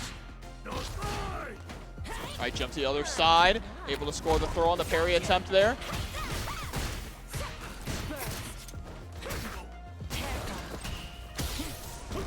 again with the throw text. KV is leaning in too much into trying to throw Quakejaw here, and it's just not working out.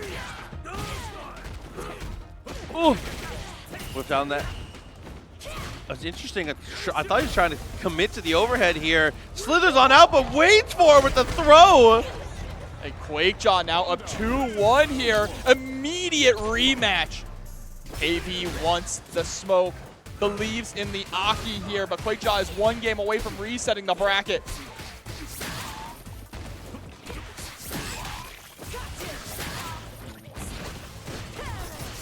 Fall through is definitely big. Good pressure into the corner. Gets the jump out though. Turns the situation on its head. Ochio again. Still not able to escape the corner, even with that forward jump. It was a nice walk back from Quakejaw. Keeping KV locked down.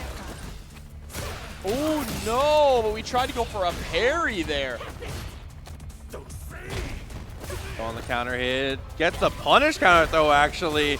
Quakejaw all of a sudden playing Honda like a grappler right now. And it's been working out though, that's the thing.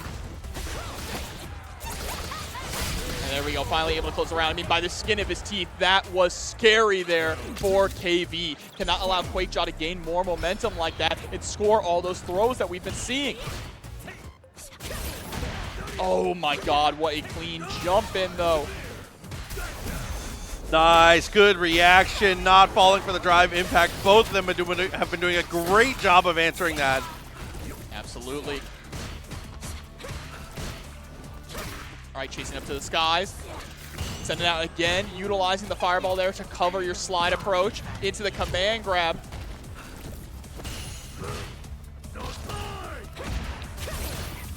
Oh, had the punish counter. Wasn't able to find much afterwards. Sweep comes through, gets the throw as well.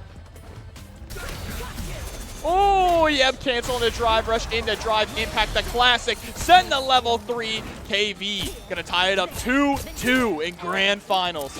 Yeah, I was expecting him to need to swap to the JP, but the Aki has been more than good enough. That leaves us down to potentially the final game here. We'll have to see what Quakejaw is gonna do. It's been going down to the wire in a lot of these rounds, Proxy. So this has not been easy for KV. There we go, pulling on in with the poison. Getting the drive rush confirmed, pushing all the way to the corner. Sneaks in, but that was a true block string, so it's not going to splat. Oh, had time! Looks like one of the last few frames there with a drive impact. Actually burns out KV in the process. Chops him out of the slither as well. Tries to send the drive impact of his own low profile during the kick follow-up after the slither.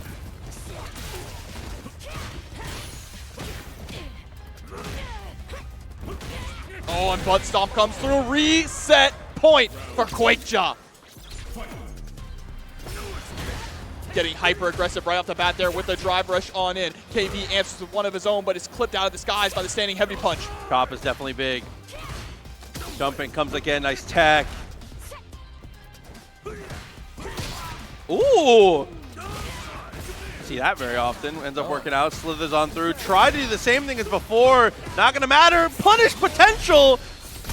Yep, right into the level 3. We need to get that drive gauge. Put Quakejaw into burnout here. You do have to be careful though because he is also sitting on level 3. Oh, tried to stop. Oh, I mean, I like the idea, but it's not gonna work out the way he envisioned it. So what's happening here, Proxy, is KV is just trying to throw too often, not answering the constant throws that are coming out from Quakejaw on defense, and also just not answering all these constant jump-ins from Quakejaw either, right? Quakejaw is just doing a good job. He is.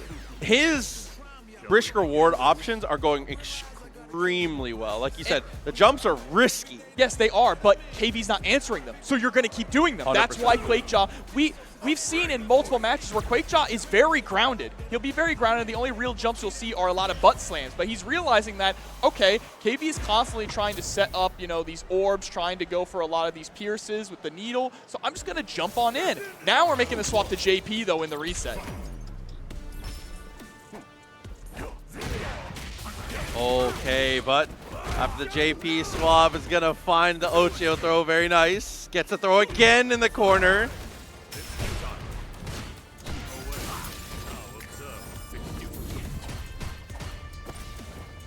Again, the jump-ins and no answers from KB. Yeah, even on the JP here. Just losing these anti-air opportunities. And then the jumps in response, just jumps straight away. Tried to go for the Spire, it doesn't quite work out. Yeah, if you are not going to anti-air your opponent, they're going to keep jumping in on you.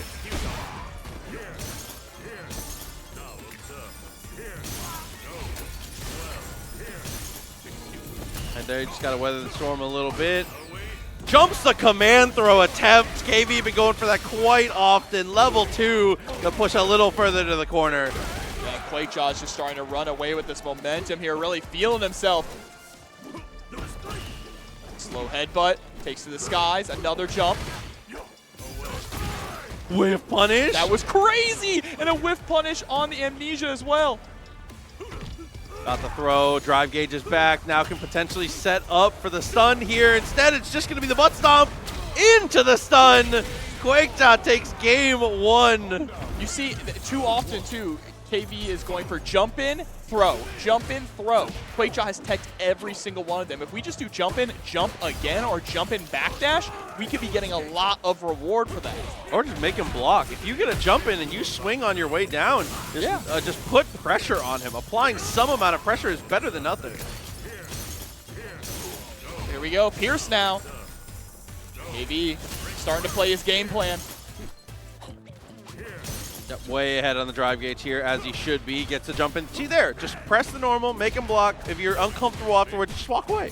Yeah, absolutely. You're JP, brother. You gotta shut down this offense that's coming out from Quakejaw and this defense. Sure, if he's not gonna answer you, jump at him too.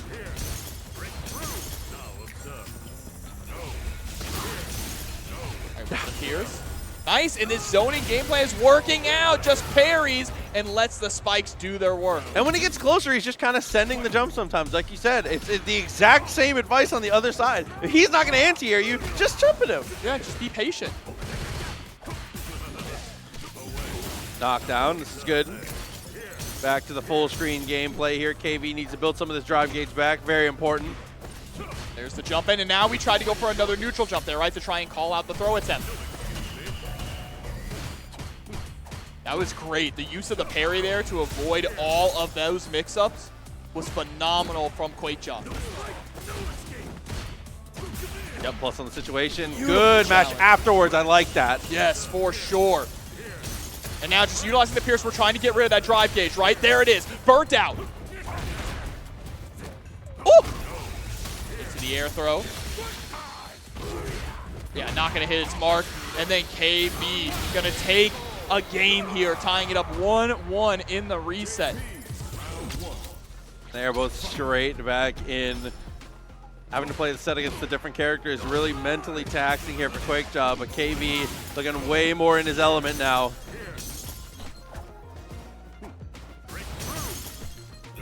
Yeah, definitely playing this spacing game a lot better here.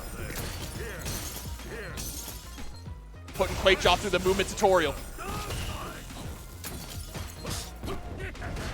Couple jabs, that's okay. Ouch! Throw set up a strong situation. Neutral jump, he sweeps him on landing. Oh, with a chop coming through, OD Amnesia blows it up.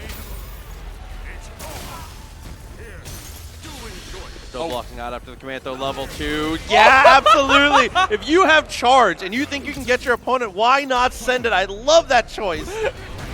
Beautiful into the butt slam here, able to get the grab.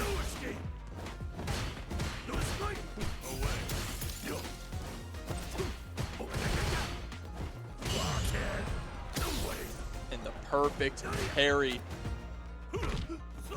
Now Quakejaw starting to lean more into these throws. Wake up, drive reversal coming out from KB. Says, give me some breathing room. But that's not what Honda is about, Proxy. Oi! Yep, yeah, short, sweet, and simple. Button into super, Quakejaw. One more game. KB got some work to do here. This is a tough situation between the two.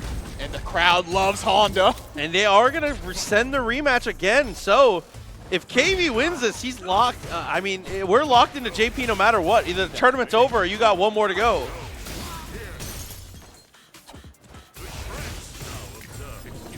All right, teleport on in. Empty jump into the throw here. Quakejaw too far away to get the pickup there after the drive rush. That was unfortunate.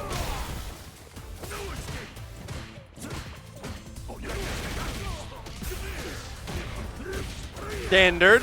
Nice pressure. Good confirm. Not going to spend the level 1. Good call again. Oh, but here we go. OD Amnesia into the throw. Gonna get the pickup off of that instant pierce.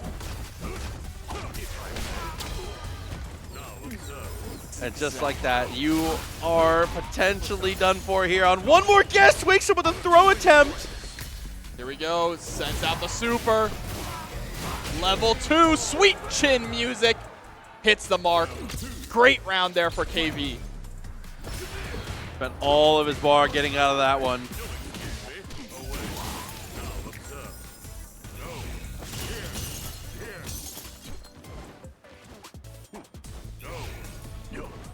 Not falling for the fake ghost. Gets the whip punish. Big stuff. Again, just stuffing these jumps, but here comes the perfect parry. It's the punish. Not going to be able to swap sides on this, but you know what? That's okay. We push out of the corner. Oh my god! Spike down to the ground with a standing heavy punch. Drive, impact, and response this time, though. And resets with a command throw. Oh, but the final hit there, able to blow through the armor on the drive impact. Sends the level 2 and it connects. Really good damage off of that. Still has to close the distance, though. Oh, chill. No DIs. Gets the punish counter. Yeah, absolutely. Oh my you god. can finish. Tournament point now for Quakejaw. You can see. He needs to chill. He needs to chill. He needs to chill. Keep playing the way that you're playing. Calm down. Forget that you're about to win. You can see it on KV's face, though. Did not feel good about that one, but sitting on 3 bars here.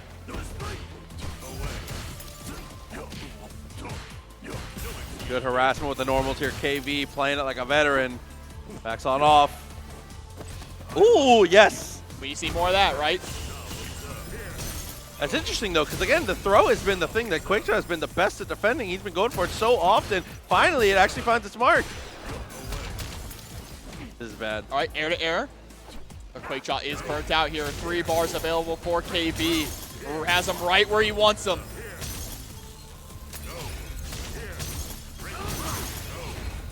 Any of these pierces, if they hit, we can go right into level 3 to close out this game. Oh, but we have our drive gauge back. All of a sudden, we're in much better shape. Still not great. Oh, empty jump, nothing. The chop on the way down. Gonna try and set up for the stun here. Oh my god, CA's no! available. CA spends everything, all of the meters. CA finally connects. Is it enough is the only question here. And KO, there it is with the reset. Quakejaw is your MetroCon Street Fighter 6 champion. Dude, good showing there, and what a way to go. Able to find it after the stun. Keeps it together and is your champion. First place, back-to-back years. In every year Honda. of Street Fighter 6 here at MetroCon, Honda has been your champion, and it's not for no reason. Tampa Bay, we know one thing only. It's sumo time, baby. All right. Gonna say, dude, but congratulations to Quakejaw. That is an awesome turnout and an awesome way to finish there. KV in second as well, doing great across a multitude of characters, doing well with the Aki and the JP throughout the entirety of the bracket. Yeah, I mean, other than a ton of Hondas, we got to see a lot of character variety here at MetroCon as well. Really exciting matches, fun tournament from start to finish. It was an absolute blast. I can't wait to run it back again next year in the game room. Absolutely. Huge shouts to MetroCon, to Reset GG, the METROCADE, and everybody and all of the staff that make this room work. even when the stream ends here, this room is still going to be open. So if you are checking us out live on Twitch and you want to come check it out, make sure you do. It's going to be open throughout the entirety of the day here. And if you are watching live and you're not able to make it, make sure you make it out next year. MetroCon, an incredible tournament, all incredible tournaments here in the area, and the con in general is an incredible place to be. You got to be here. Yeah, but that's going to be it for us. Me and Proxy are going to grab some food, go wander around the halls, and check out everything there is at MetroCon. But remember, as always, MetroCon, Street Fighter forever. See you next time.